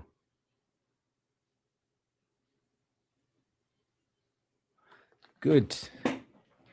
Yeah, Bruno almost scored there. Nice cut. Parkins. Thanks, man. Thanks. I actually do cut my own hair, so thanks for the compliment. Thanks for the compliment. It's been a while since I had a trim, so I say let me do it before the game. Let me do it before the game. I usually put on a hat, but now today I decided let me let me do it without. Ken, you're saying mouth. What do you mean mouth? What do you mean mouth? Sir Maestro, it saves money and time. Yes, it does. It does. Yeah. So sometimes I cut my own hair. Sometimes I go to the barber. So today I decided to do it myself. Come on, United. So Ken, when you say mouth, what do you mean?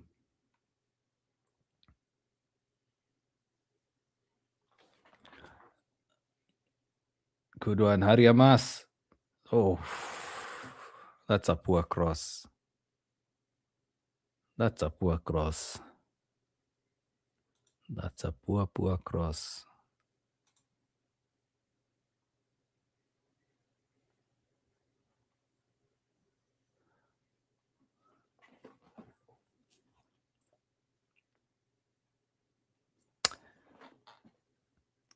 So the game is almost done. We're in the 90th minute mark.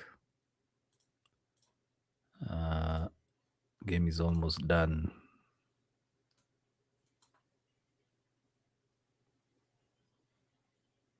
It's 91 minutes now. So it seems the game will end 1-1. I hope these are not the games that they'll still go for a penalty. For penalties, that is.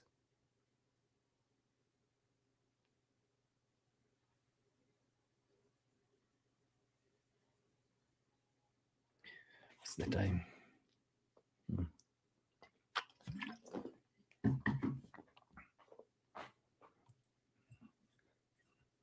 They've added lots of minutes.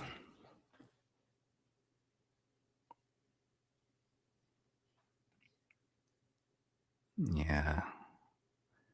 So PSG basically managing time, managing minutes. And will these guys be ready to play Aston Villa in a couple of days, considering this is their second preseason game? Will they really be ready?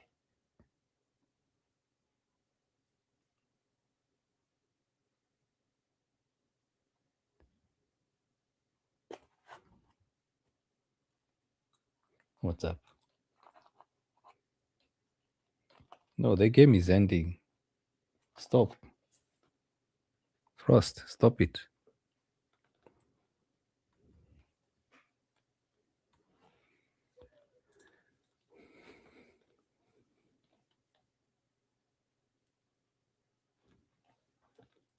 Come on, don't allow him to. Ooh. Good one. How did our number 18 play? Good. Very good.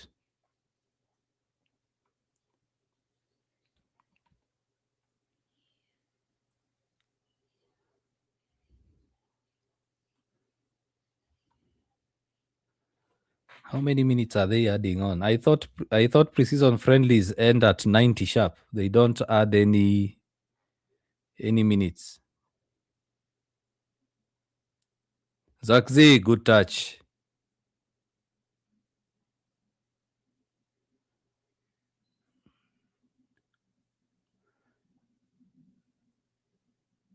Ooh.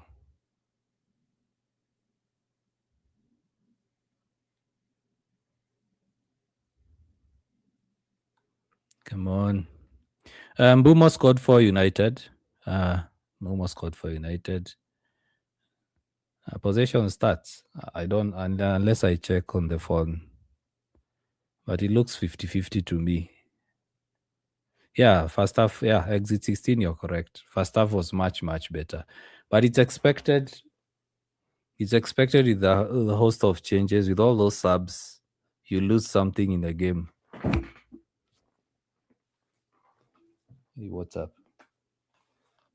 Let me end the show and then we'll go. Okay. So full time 1-1. It's full time 1-1. PSG scored in the second minute. Then Brian Bumo with a good finish. Ahmad winning the ball back from a high press. Frost, let me end the show. Ooh, come on. Go. Go.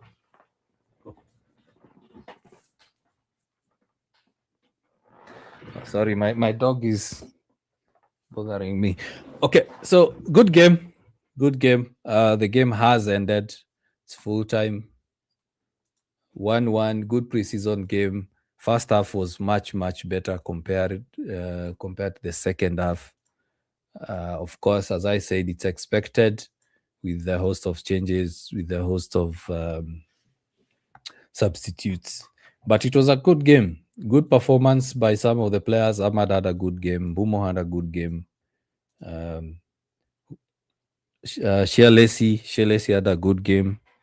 Aiden Heaven, Maguire, they had good game. And Safanov as well.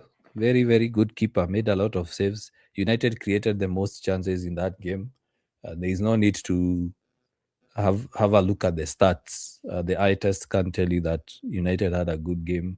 Yeah, Zaxi also had a very, very, very good game. So overall, I'm happy United are showing that yes, they are getting ready for the Premier League as well as the Champions League. So there is nothing much to review in that game. Overall, good performance. What I enjoyed in that game is the fact that United have a very good pressing structure. They have a very good structure when it comes to defending as well. The high press is working. It's patient, fewer gaps. I also enjoy the fact that United can play from the back. That transition is going on well. It's not just kicking the ball long. I'm glad that we have players now like Tillemans, Santos, who can turn with the ball, pass forward. Zaxi played well, dropping deep, getting others into the game. That's a very good striking performance. A striker's performance, that is. Quite unfortunate that United didn't score. A lot of chances, but United didn't score. In the end, it was a good game. Playing against PSG is not easy. Of course, being their second preseason game, they were not fully fit, but still, it gives the players confidence. It gives Carrick and his coaching staff confidence, as well as us fans. We are now confident that United are getting better and better and better. Very, very disappointed with the usual stuff. Mason Mount injured again. I don't know when this will end. Injuries are bad luck, yes, but it needs to get to a point where we can't rely on such kind of players. Mason Mount has time and time again shown that he can't play like 5 consecutive games. It's quite unfortunate. An injury is quite unfortunate. We can't be too harsh on him, but at the end of the day, we need to have players that we can rely on, players that we know can play 20 consecutive games, for example. Players like Dalot, who are available time and time again. So Mount is injured. Let's hope it's not a long-term injury. That injury list is growing day by day. We've also seen Tom Heaton go off injured. Cunha, Lamens, they are ill. Hopefully they'll be back in the Leeds game. De Ligt not available. Sheshko injured. So United need to have an inquest. They need to investigate what's going on with the team, because United are raking up injuries. Oh, Tony, bigger for the gift. Much appreciated, brother. Much appreciated. So let me read a couple of your comments, then we end the live. Generally, I'm happy. I'm happy with United. I'm happy with preseason so far. There is nothing to worry about in terms of the performances we've seen the last 2 games, the PSG game, the Atletico Madrid game.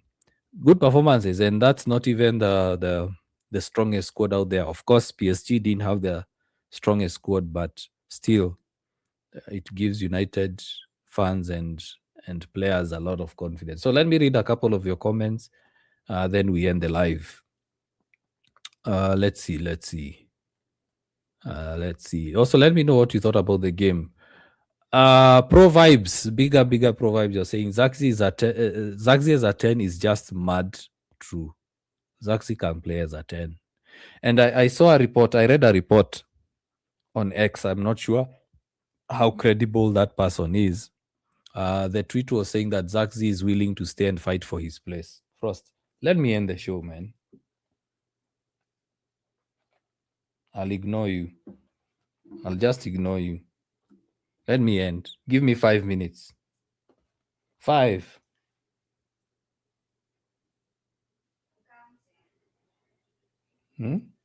Call him, he comes that side. Go.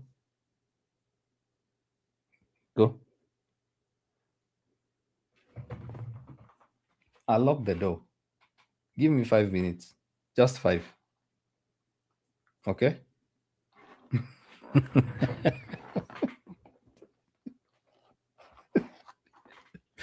Sorry, guys. I really need to end this. Tielemans signings is underrated because he's making the game from behind and then advances Bruno. That's true. Tielemans signing was a good choice. Fletcher really needs to work on his passing and timing his runs. King, very true. Very true. Jafta, big up. You're saying we must sell Mount and Ugarte when they are fit again. I totally agree with you. Good game, 100%. Yes, it was a very good game. Although the last 15 minutes were like a bit boring. What can you say about Tielemans? Well, I can say the few minutes he's played and the few touches he's had, they were good. He's willing to provide support. You see him passing, making himself available for the return pass, the turn, the pass to open up the defense. He basically cut out like 5 players with that one pass to create that chance. The few minutes we've seen him, we can say that we have a good player. So we have a very good player. Cheers, brother. Weekend is short. It's B o'clock. Much love, brother, man. Yeah, enjoy your weekend, man. Easy, and it's good to see you. It's been a while. King, tuko poor, but Fletcher really had a good game. But now his runs and his passing was poor. True, he will improve. Jafta, you're saying as for too much injuries, fitness trainer should be scrutinized. Not only fitness trainer, it can be also down to it can also be down to also things to do with nutrition, can be down to climate. We know that Manchester is a really cold place, so how best do they handle that? But of course the fitness trainer must think about it. The medical team need to, because we can't have players getting injured, coming back injured, another one having different injuries. It's very difficult to be optimistic. We need to go for a midfielder. That's true. Tielemans is good, I swear. I agree with you. So let's see. Faith Anyango, sorry. Big up. I think Santos is class. Yes, he is. A lot of guys don't rate him because he wasn't playing as much for Chelsea, but he did play 43 times for them, even if it's few minutes. Most of the hate towards Santos is because he's not a big name like Mateus Fernandes or Tonali. That's where the hate is coming from, but he's a top player. We've actually seen the last few games how Santos is playing well. And for 50 million in the current market, that's a bargain. Yeah. Santos will play well. Yes, he will. Most of the hate directed to Santos, it's not even about the transfer fee. It's just that most United fans didn't get the name they were twerking for. Let me use that word. Yeah, he's good. So at the end of the day, it's not about the top names we want. Yeah. So at the end of the day, it's about the right profile. We've seen United go for big names, top money signings, big money signings, and they flopped.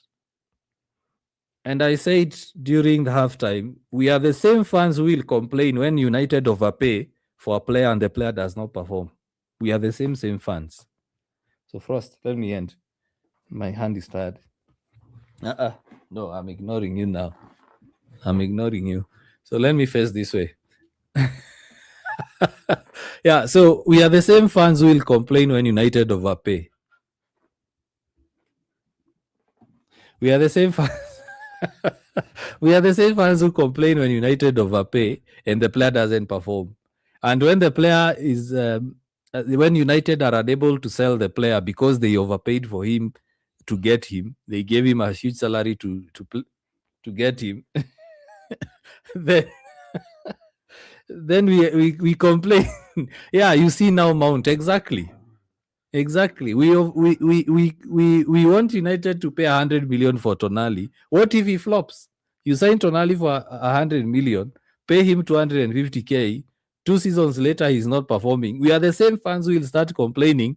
United are poor at selling players. Look at Sancho. Paid 78 million. Gave him a 280 something salary. Then when he didn't perform, we can't sell him. As I said, you can't force a buying club to buy at a certain price if the player is not good. United is a big club. The expectation is the players are good. For example, if United place Kobe Mainu, the likes of Kobe Mainu, the likes of Ahmad, the likes of Aiden Heaven, the likes of Bruno on the transfer list, if they say, for example, Kobe Mainu, they want 120 million, the buying club will look at it and say, for sure, that player is worth that amount. But we can only pay 100. Instead of 120, let's pay 115, for example. But you can't take a player like Luke Shaw right now and say, we want 60 million for Luke Shaw. No club will pay 60 million for him. I gave an example of Radek Vitek. United fans are complaining that he's been sold for 4 million, but that player barely played the Premier League. He didn't play the Premier League. So when you tell a buying club, I'll sell him for 40 million, who will accept to pay 40 million for Radek Vitek, however much good of a prospect he is? No one. The reason as to why United paid 36 million for Ahmad is because Ahmad already played in the Serie A. Ahmad scored and assisted in the Serie A. So when Atalanta come and say, give us 30 million or 40 million for Ahmad, United can look and say, yeah, actually, this player, based on his performance, based on his current value, the prospect, we can pay 30. But if Ahmad was just sitting on the bench, like Tina and Thompson, if Tottenham said we are going to sell him for 50 million, no one will buy him for 50 million. Why? He hasn't played much in the Premier League. So keep complaining that United are not good at selling, but how can you sell Radek Vitek, who has not played the Premier League, for 30 million? It's absurd. It's outrageous. Even yourself, you can't buy that. And I gave an example. It's like you're saying, because it's a Lamborghini, pay whatever cost. But the Lamborghini you're being sold, the Lamborghini that the vendor is selling to you, it's broken down. It doesn't even have an engine. But because the brand is Lamborghini, it should be expensive. It doesn't make sense. That's why I don't want to ride this transfer negativity wave. We are the same fans who are crying out that the transfer policy at United need to be fixed. So if United go to a club, they tell the club that we value this player at 60 million. The club says, because Anderson was bought at 116, we'll sell ours at 100. Why are we complaining when United say, no, we don't want to overpay? The silence does not mean lack of activity. United have shut down rumors. So let's judge when the window shuts down. When the window closes, now we can judge and say, for sure, we did not have a good window. We still have 4 weeks to go. So it's very difficult at times to listen and to agree as United fans, because as I said, we are the same fans who complain when we overpay, and we are the same fans who complain when an overvalued player can't be sold. United have been handing out huge contracts. So when a club wants to buy the player says, I'm earning 300K at United. I can't come to your club and receive 150. I can't. Let me just stay at United. Case in point, Rashford. Look at Sancho. United couldn't sell Sancho. Why? Because clubs are looking at Sancho and asking him, how much do you want? Sancho refused to stay at Chelsea at lower wages. So let's have a bit of background and understanding. Let's not just be emotional about the transfer and the transfer policy at United, and at the same time we want it to be fixed. We want signings, at the same time we want to sell. And then the signings, when you are told that Adam Wharton is 100 million, you're like, oh, United should. I've seen guys calculating and saying United should have 100 million to buy a player. So what happens when they buy a 100 million player, he flops in 2 seasons? You will be the same one complaining that we can't sell him. For example, Cunha and Bumo right now, United can sell for profit. Why? Because they are performing. They are on low wages. Cunha is on 180. Bumo is on 150. So if United say we are selling Bumo for 90 million, and then Bumo is offered 250K, he will say, yes, I'll go. But a club, imagine Rashford was quoted 40, it went down all the way to 26, and United still can't sell him. Why? Because he's asking for very high wages. Sancho would have been bought by Chelsea. Chelsea paid a fine. They paid a fine to United because the player said, I won't accept that salary. But let's blame Ineos. Let's blame transfer strategy. But we need it fixed. Oh, fix the transfer strategy. No, this board does not. We need a midfielder. This board is incompetent, blah, blah, blah. So pick a side. Pick a side. Do you want it fixed? Or do you want to see United continue the same mess? We know there is United tax. We know that. So when United walk away from an overpriced player, let's be patient. Let's be patient. Because let's assume United sign Mateus Fernandes for 85 million. He flops. Then who will buy him? And then when United sell the same player for 15 million, 20 million, we are the same fans who complain, oh, we don't know how to sell players. You can't sell a player who underperforms for a profit. You can't. It's basic, guys. It's basic. Bro, whether you like it or not, we need to sign. Squad depth is key. I'm not saying we don't sign. Get my point right. I'm not saying we don't sign. I'm just saying stop getting frustrated when the hyped names on the media, when the well-mentioned names of the media are not the ones being signed. United have signed players, have signed midfielders, Santos and Tielemans. But because they are not the top names that we were linked with, Tonali and Anderson and Fernandes, fans start rubbishing and saying it's poor transfer strategy. No, it's not. It's not. United, furthermore, are not the only clubs to miss out on key targets. Aren't Real Madrid missing out on Rodri? So should Real Madrid fans say that the board is incompetent because they are missing out on Rodri? Didn't Liverpool miss out on Yan Diamonde? So should the Liverpool fans say that the board is incompetent? So I'm not saying United should not sign the players. They should sign players, the right profile at the right amount. If a player is worth 50 million, United should not pay 90 million. Because at the same time, if that player does not perform, he will be sold at a loss. Look at Onana. Look at Bayandia. Look at Sancho. Look at Anthony. Anthony was 89 million, 90 million.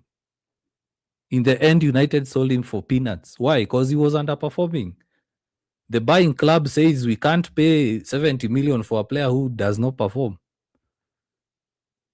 At the end of the day, it's about finding that sweet spot, finding that good balance, not overpaying for players, not giving them very high wages, and then when they don't perform, you're having difficulties to sell.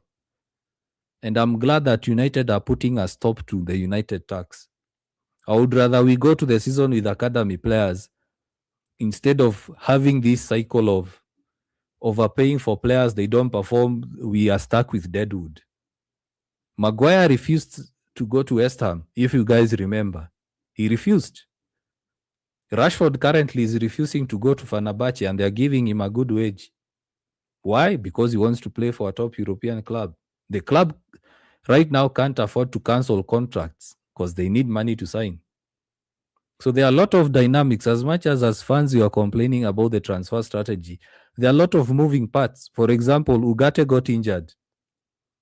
He was to be sold so that he funds the midfield market. He funds the midfield money. Kitty. He got injured. That has complicated things. So if Ugarte was sold, probably United could have bought a midfielder for 100 million, probably. So at the end of the day, just looking at it from an emotional angle, you're being unfair to yourself as a United fan. Honestly, you're just giving yourself stress for nothing. Because even if you stress, there's nothing much you can do. There's nothing much I can do. Even if I complain that United are not signing a third midfielder, I'm just stressing.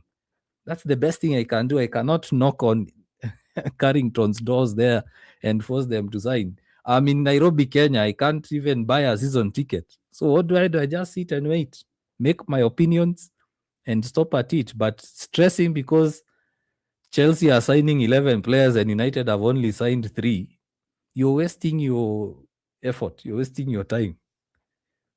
Because at the end of the day, if you don't have the full background of what's going on at the club, you will continue stressing.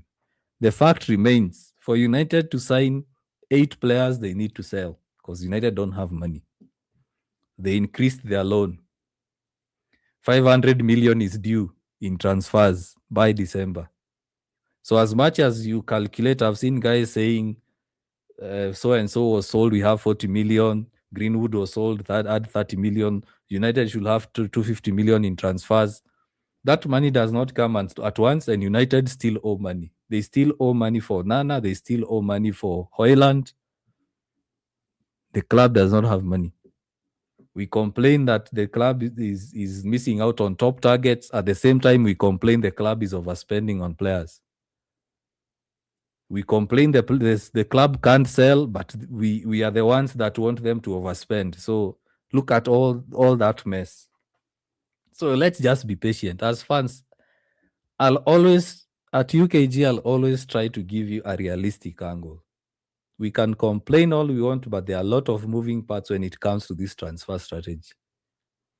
At United, is not simple. The ownership structure as well makes it difficult for United to get funding. For example, Ineos, if they were to pump money to the club, they will only do it based on shares. We know the Glazers never pump money to the club.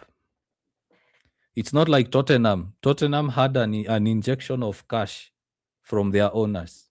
Chelsea always get an injection of cash from their owners. City, injection of cash from their owners. Liverpool, the same. United, they have to generate their own money to pay the loan as well as buy players. The Glazers won't spend a penny. They have never spent a penny. It's all loans. Even when we were buying Pogba for 90 million, 89 million, it was loans. They've never funded the club. You can't compare United with Chelsea, Arsenal, Tottenham, because their owners inject cash. Our owners don't. Even if Ineos decide to inject, they can only inject a certain percentage. So at the end of the day, if you don't understand that background, you'll always get frustrated. Why? Because you see other fans getting frustrated who are also clueless about all these dynamics.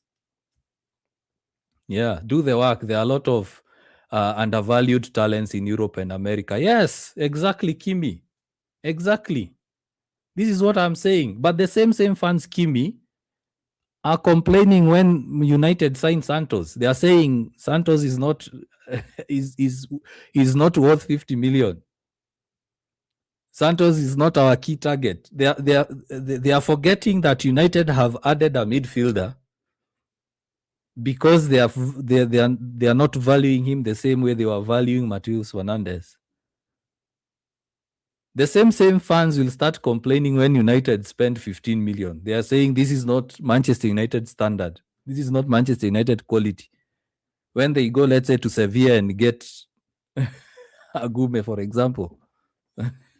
Same fans. Kimi, I'm telling you, United fans are the most confused fans I've ever seen in this world. They complain when United spend more money. They complain when they spend less money. They complain when United spend more money on a player, that he flops, he can't be sold. They are still complaining. So you really wonder what they want. So at the end of the day, if you don't understand the dynamics of this club, the fact that you're comparing United to Tottenham, it means you don't have a clue how Tottenham got that money. Tottenham haven't sold players for profit. They got an injection of cash from their owners. For United to get injection of cash, they took another loan, and the interest rate increased from 3% to 5%. And then you're here complaining that United can't afford a 100 million player. Come on, man. Nobody said overspend. No, Kimi, it is you who's saying don't overspend. Trust me. It is you saying, look at the fans online. Look at the fans. They're even calculating how much money United have made through sales. Go on X. There are accountants there who are saying United can afford 100 million. That's overspending. Mateus Fernandes is not worth 85. He's not worth it.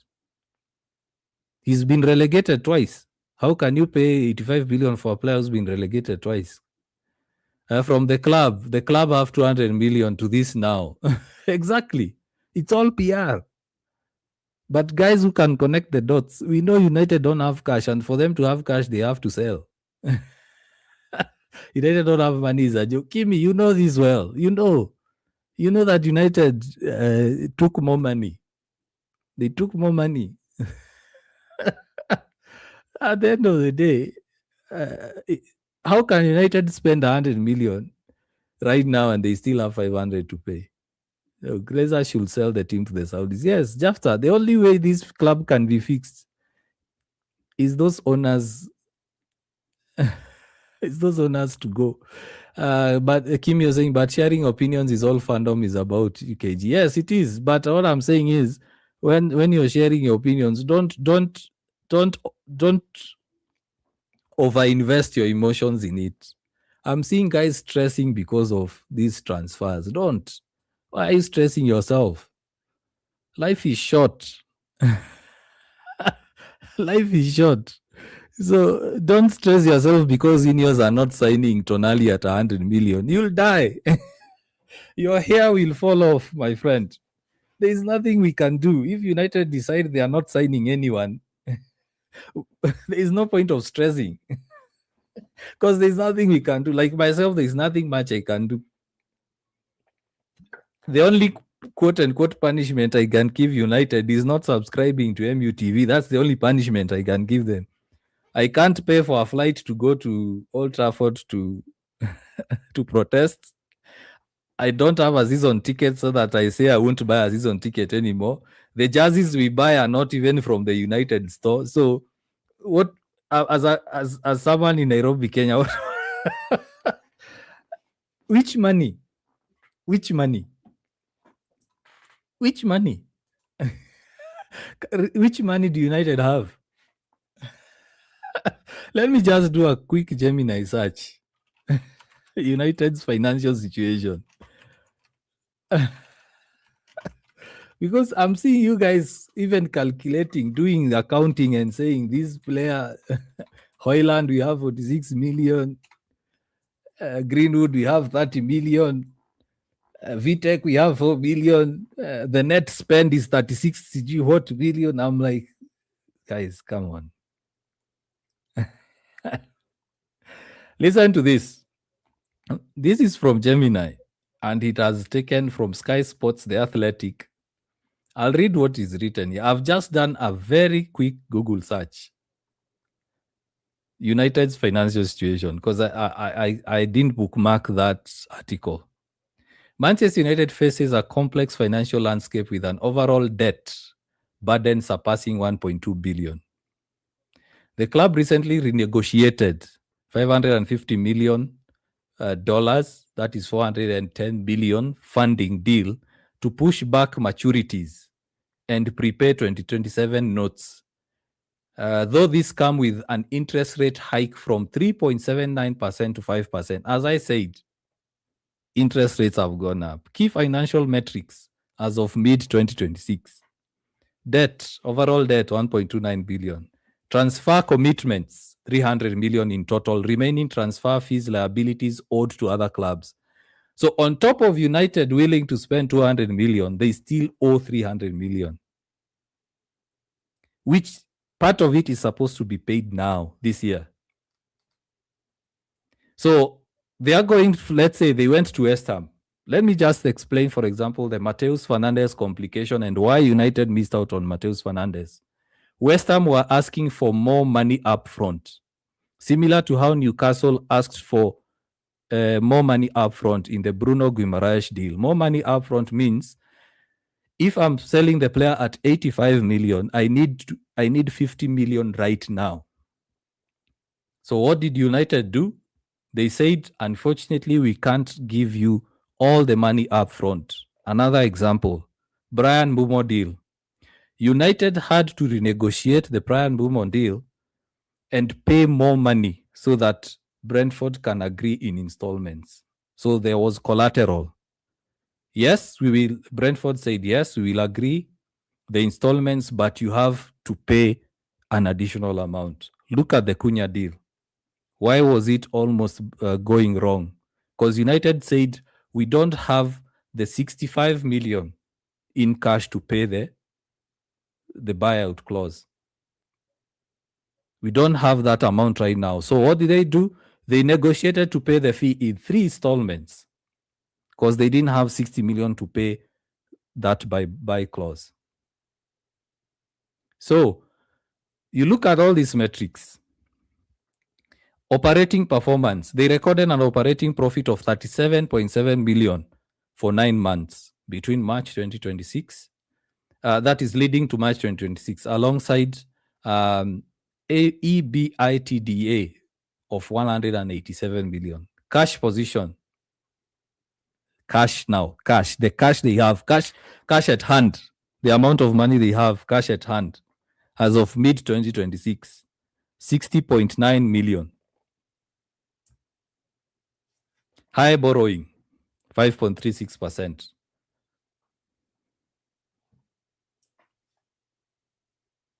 So now, looking at that, cash at hand is just 60. They go to buy a player. They are told, we are going to sell him for 85 million, but we want more money up front. Tottenham come and say, we'll pay the full 85. That's why Mateus Fernandes went to West Ham. They go, ask Newcastle, how much is Tonali? 199 million, let's say. United say, fine, we would be willing to pay that, but can we negotiate in terms of installments? Newcastle say, yes, but we need a 50% upfront amount. How much? 47.5 million. United say, well, we can't. We can't. It's there. It's in the news. It's there to be read. It's there to be understood. These are facts that you can go and read. So at the end of the day, let's wait. Let's start having these discussions about the transfer strategy once the window is closed, or it's the last day of the window. United have not signed anyone. Then we start complaining. We say it hasn't worked. We still have 4 weeks of the transfer window. Anything can happen. A club might come up and say, for example, Barcelona might come back and say, give us Rashford. Or since you are signing Rodri, Casado is available. United signed Casado because United are interested in Casado. Things might change. Someone might come and say, oh, I want to buy a certain player. Let's say Juventus come and say, we'll pay the 30 million for Joshua Zirkzee. Things have changed. The window is still on. There is no point of stressing, guys. My point is, when you have full information, connect the dots, reduce your mental stress. And yes, I know that we are supposed to look at the rivals and say they are strengthening, we are not. But at the end of the day, Carrick did well with a lean squad. He has gotten 2 players, 3 players. The window is still on. We are seeing already news about Lewis Hall. Newcastle have said they are not selling. So if Newcastle are not selling, Ineos go and buy another left back. Why should a United fan complain about losing out on Lewis Hall? Or let me give another example. Newcastle say they are not going to sell Lewis Hall for 60 million. Another club comes and says, Newcastle will give you 75 million for Lewis Hall. They say, great, that is good. They go to United and say, United, can you match the 75 because the player wants to come to you? United say, no. We shouldn't get frustrated. Why? Because they are not overpaying for players. So the lack of news thereof does not mean that things are not happening. 2 goalkeepers have been have left the club. One on loan, the other one sold. Things might still change. We've seen United do the deals in 48 hours. There are still 4 weeks to go. So stop stressing, guys. Stop stressing. Save yourself the anguish. Myself, I keep saying I'll judge when the window shuts down. That's when I'll now start ranting. Similar to last season. United signed Cunha quickly. Mbumo took around 8 weeks. After that, we waited until the final days. We got Sheshko and Lamens. And I was stressing. But now this year I've said I don't want to engage in negativity. I've been fed up. I'm fed up with the negativity when it comes to United. It's like there is nothing good when it comes to Manchester United. I don't want to be in that mentality. I don't. In fact, I'm not even engaging in negative chit chats online. I'm not. I was in a certain podcast 2 days ago. It turned negative. I just left because I'm tired of us fans being stressed. I'm tired of me personally being stressed because of factors I can't change. We can discuss, we can call it as it is, but there should be a limit. There should be a limit. For example, am I happy about the transfer pace? No, I'm not. And that's it. I won't go beyond that. I won't invest more emotion into that. I won't invest more time into that. Why? Because I have a sort of understanding about the complexities. For example, as I said, the fact that Ugarte is not available to be sold has complicated the midfield market. Because one of the questions or one of the things I'm sure that board is thinking about is we sign 4 midfielders. Ugarte becomes available. We can't sell him. So what do we need to do? Loan him out until the contract ends? Those are some of the things that are running at the back of my mind, and I tell myself, there's no point of stressing. There's no point of stressing. Which if we do proper math, Spurs are in way bad situation than United because our loan is tied to the Glazers. Bro, we don't have to buy any player because I think the players we have right now are okay to play. Kegos, I keep saying, and I said this is also in a TikTok live. I commented in a TikTok live I was in last night, and I said United are not so far off in terms of the rebuild, and also United need to start trusting some of the youth players like Harry Amas, Shea Lacy. They need to start trusting them. They might end up saving United a lot of money. I don't understand why we have Carrington and we can't use those players. If so, sell them, use the money to sign first team players. If you are not trusting them, sell them. Like sell Vitek, sell Amas, sell Shalesi. Get that pure profit, go and then sign a player. Oil money is needed. What options can you give to investment manager? I'm not sure I'm following that or I understand that. The communication to the fans is a shambles, honestly. if Ineos are smart, they will communicate. Actually, they are communicating. They keep communicating. And what they are communicating, number one, is they won't overpay.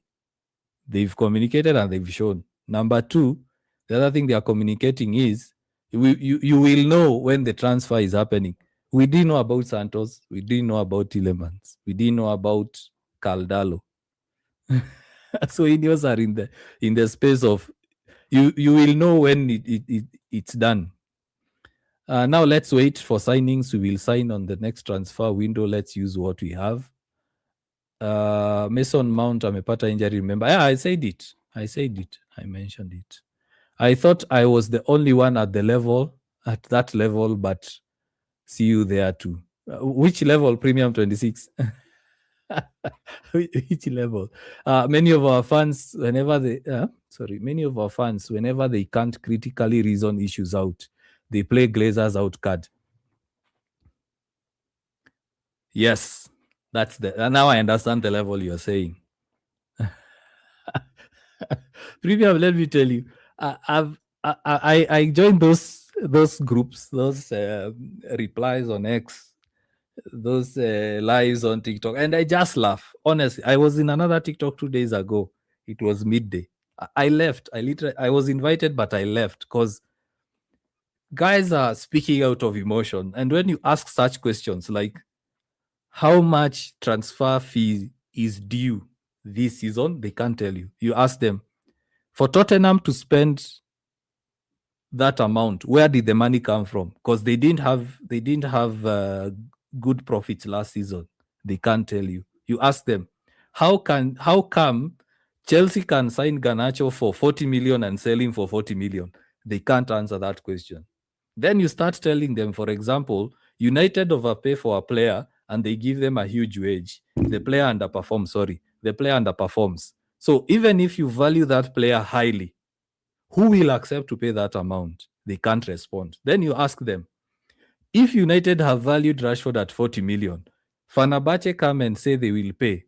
They give him a contract, probably matching his salary or even better. Then Rashford says, I'm not going to Fenerbahce because it's not a top European club. Why are we blaming Ineos?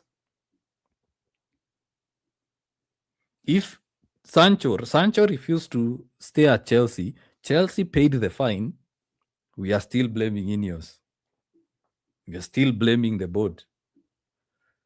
So there are a lot of dynamics that once you understand, you will stop stressing.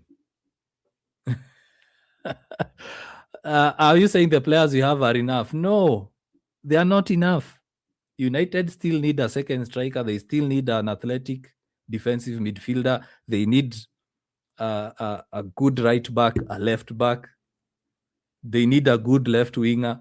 United need players. All I'm saying is we need to be patient. The window is still open. Things might change. As at the same time, you need to understand United have a very, very complex ownership structure such that you can't compare with clubs like Tottenham, Arsenal, Chelsea, Liverpool. Those owners pump cash to the club. United owners don't. Most of the money is going towards debt settlement, towards dividends, but not signing players. The Glazers have never given the club money. Even when they were funding transfers for Pogba, it was on loan. They took a loan. United have over 300 million in total remaining transfer fees liability owed to other clubs. So the players currently at the club and some who have left, United still owe money for them. For example, Onana and Højlund are not at the club, and United still owe money for those transfers. United don't have oil money. They don't have sugar daddy money. The owners leech the club. So the only way to sort this out is the ownership structure has to change. Either they accept to leave the club or they accept to change the way things are. Yeah, and of course, as Lighton is saying, we can't fix everything at a go. It's not FIFA. It's not FC 26. And that's what I was forgetting to mention. Guys also are operating like it's a video game. This is reality. You want to sell Rashford, he does not want to go. You can't force him out. United were almost in trouble because of the bomb squad. In fact, there is a law that was passed recently regarding that situation, bomb squad. I'm sure most of you haven't read that article, haven't gotten that news. The AFA and FIFA passed a law against bomb squads. So United can't force a player out. That's why they are loaning players out. That's breach of contract. United will get a transfer ban. So let's say they decide to pay out a contract. Let's say they decide to pay out Rashford's contract. Where will the money come from?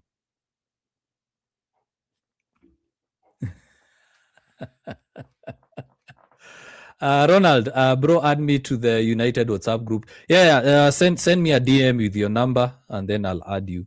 I love the way we are playing. We can play low block. We can also play possession based on the opponent. True. Very, very true. Very, very, very true. Yeah, there is a link. I think I had it sometime. But if you want to be part of the WhatsApp group, DM me and then I'll send you the link to join. Because I can't post it on the chat.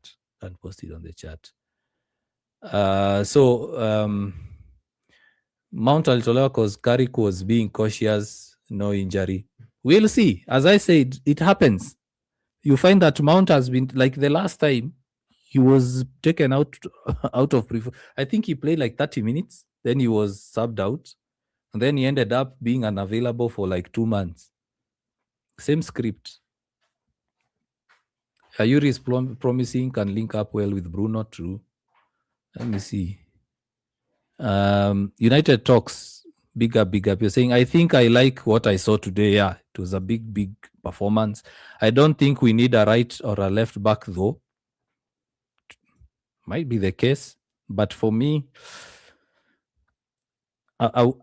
considering the 4 competitions, I would still add, even if it's one dynamic player who can play both wings until next season. Yeah, it's not really a priority, but my worry is like competing all 4 competitions with Luke Shaw and Dogu on that left side. I'm a bit scared. Let's see. Any other comment before I end? I've actually extended more time than I thought I would. Lighton, you're saying, I think we really need a proper striker. We played well, but I thought up front we need a finisher. Yes. Yes, Eddie Sheshko is still down, but he's training on grass. That's a good thing. Yeah, Thompson, yes. So at the end of the day, guys, save yourself from all this negativity stress that is around United. It can't be that everything at United is negative. It can't be. Transfers are bad, players are bad, the coach is bad, the board is bad. Then there is no point of supporting United then if every other time it's all negative. Like today, the performance was amazing. But you'll see fans coming to the comment section and just making it negative. Like instead of me focusing on the game, I've had to go on a rant about transfer strategy.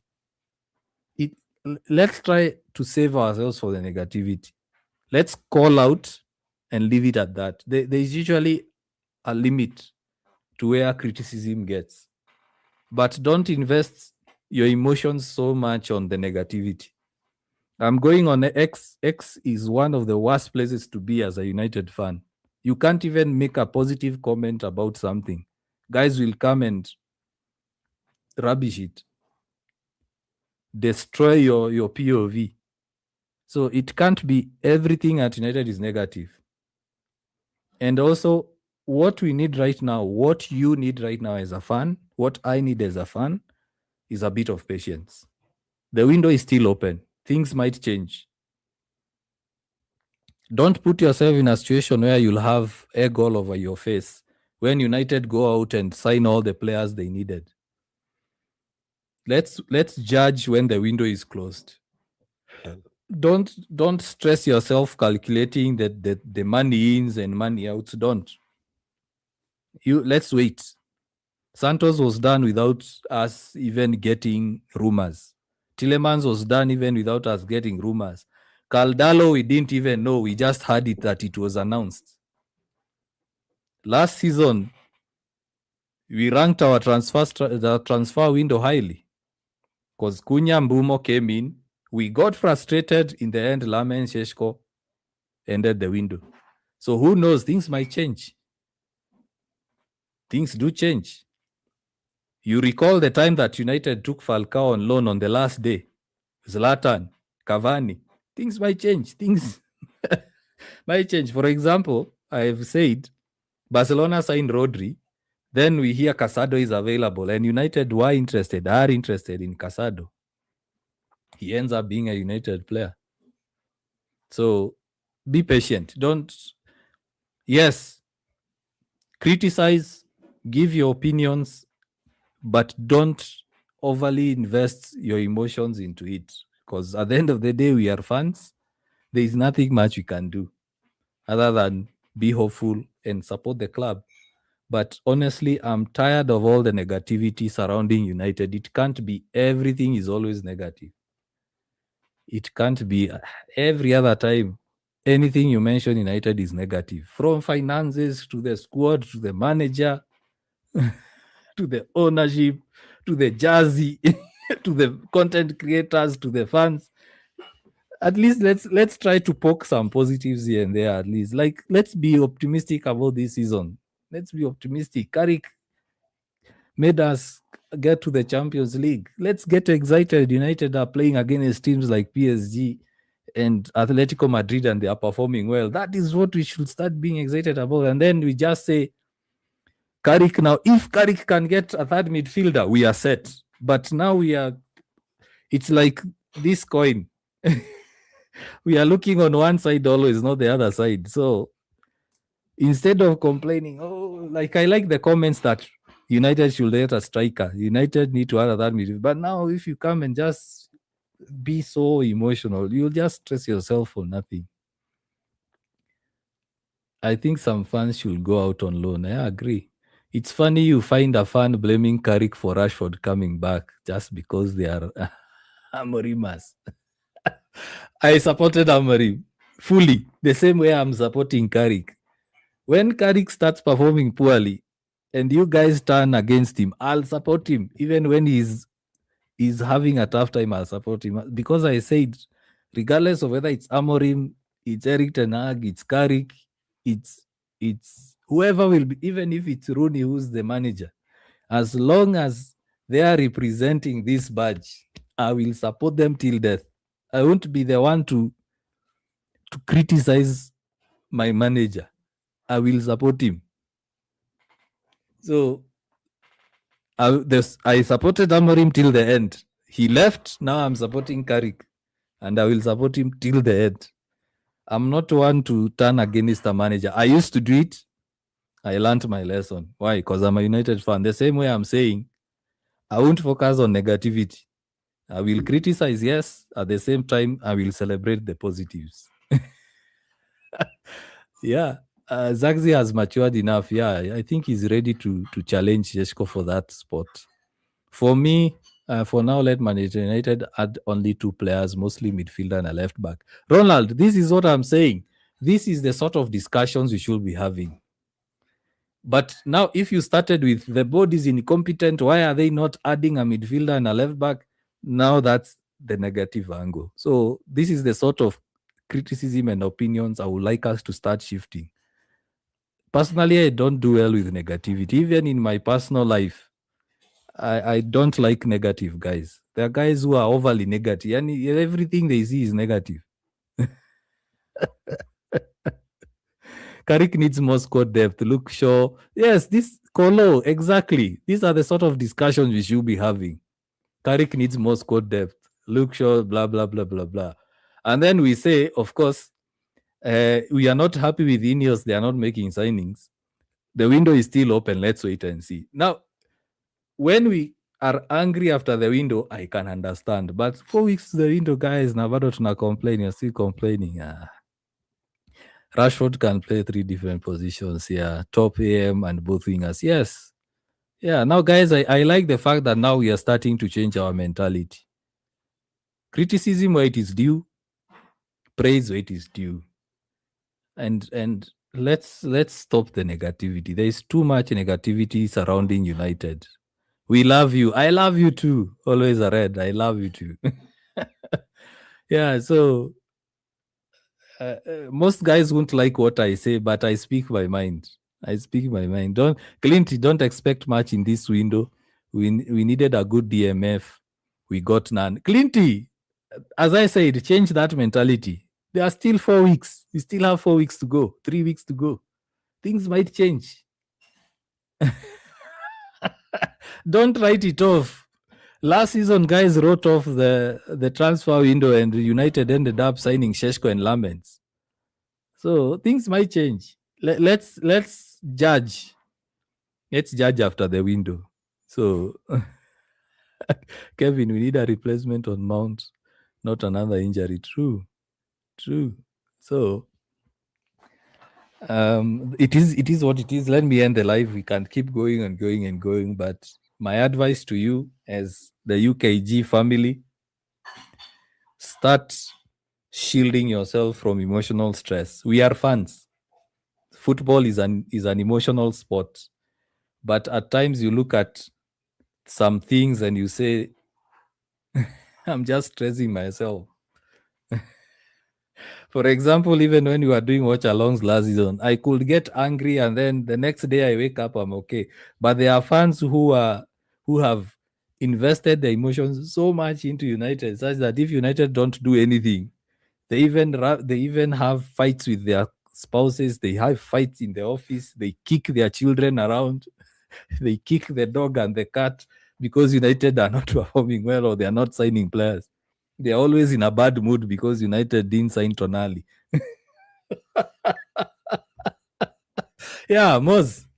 Yeah, final day we wait. Yeah. Trust me, if United don't sign anyone, by the time the window is closing, I will rant. Trust me, I will rant. But for now, why am I stressing myself? And the window is still open. Mbumo 2.0, why would you shave? This is how I shave, by the way. It's just that you're used to seeing me in a hat. So today I decided I'm not putting on my cap. So I decided to be Mbumo. We need to center backs Maguire, Martinez, and delete our injury prone players. True. So yeah, that's that. I'll end by saying that it's good to be emotional about United, but you also need to get to a point where you say enough is enough. I won't stress about United, because even if United don't sign a defensive midfielder and they finish 10th, they finish 8th, those guys will still get paid. They will still get to attend Player of the Year awards, and they will vote for the Player of the Year. Ineos will still get their dividends. Glazers will still get their dividends, and we as fans are the ones who will be on the receiving end. We will pay to watch games. We will pay to buy jerseys. We will pay to go to a pub and watch the game. So reduce your stress. Reduce your stress. It's open, yes. Who are the players to be signed? No one knows. Even the journalists don't know. And that's what frustrating most of the fans. It's a huge change from United are interested, United are monitoring, United are considering, to total silence. We didn't know about Carl Dallo. We just heard he's announced. The deal is done. No one knew about Tillemans. We just heard Onstein saying exclusive, breaking. We didn't know about Santos. It was just done. So what's actually frustrating most of the fans is they are seeing other teams with rumors and finally signing them, like the Bruno Guimaraes deal. They saw repeated news, but with United, nothing. So that's what's frustrating them. It's like, oh, this team is doing nothing. And I asked a certain fan yesterday, I asked him, do you see rumors when Bayern want to sign players? They don't have these rumors. Oh, Bayern are interested. No, like Olise, they just signed him from nowhere. Ken, from nowhere. So I like the fact that fans are frustrated because no one knows what United are doing. Bro, you're analyzing like villagers. Just be positive, man. Anthony Martial, you've just come on. And it's good you've called me a villager because it takes one to know one. And the second thing is, I don't care your opinion of me regarding my thoughts about United. I choose to stay positive. I choose to stay positive. There is no way I've been negative. So I'm guessing you've just come on and you haven't even heard a word of what I've said for the last 20 or so minutes. So yes, I'm a villager. I come from a village. I've been brought up in a village. Actually, even this is my first microphone, my first time speaking English. I don't know anything. But I don't care about your opinion of me. I'll just give out my opinion and advise the fans stop stressing because I don't want negativity like the one you're trying to bring up, man. So it's not that deep, bro. throw shade and I'll throw it back. So I don't care. I've had guys even call me weird names, but at the end of the day, I'll just give you my opinion the same way you're giving your opinion. So if I don't care about your opinion, you also have the right to not care about mine. It's a free world. It's a free world. So if I'm not negative about United, it doesn't mean that I'm a bad person. If I'm not positive at United, it doesn't mean I'm a bad person. It's the same way I'm telling you. Instead of being negative all the time, let's try to find some positives. I'm not saying you're bad because you're negative. All I'm saying is reduce stress. Life is short. Don't be like those guys who kick their cats and their wives and children because United lost. It's a game. It's entertainment.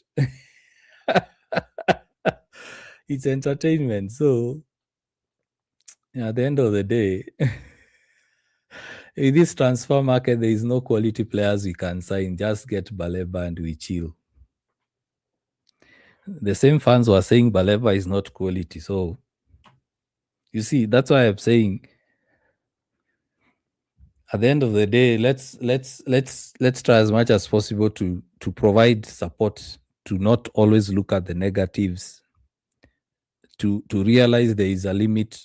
There is a limit to where criticism can get. And I said, I'm not happy with the transfer activities. I am not. But I will end it at that. I won't invest a lot of my emotions being frustrated about it. I chose to be frustrated after the window is closed.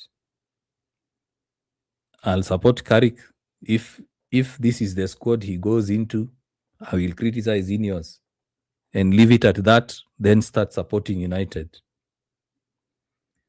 But investing negative emotions to United, we've done it. We've grown old, we've lost hair. Let's now change. Let's try to be positive. Manchester United is now back. True. You took it too far. I'm sorry. I apologize. I wholeheartedly apologize for taking it too far. I'm sorry. I apologize. I humbly apologize. I was also throwing back shade, so I didn't know I was being overly brutal. So I'm sorry. No hard feelings on my end. I didn't take it personal. So I was also throwing shade. It's just that sometimes I tend to be too aggressive when doing it. So Anthony Martial, I apologize. It's banter. It's banter. What's your take on Fletcher brothers? They are not yet ready. They are not yet ready. That's my take. So guys, thanks a lot. We can go on and on and on and on and on and on. We've done 3 hours. 3 hours, that's a long time. I need to rest. I need to have dinner, spend time with family. So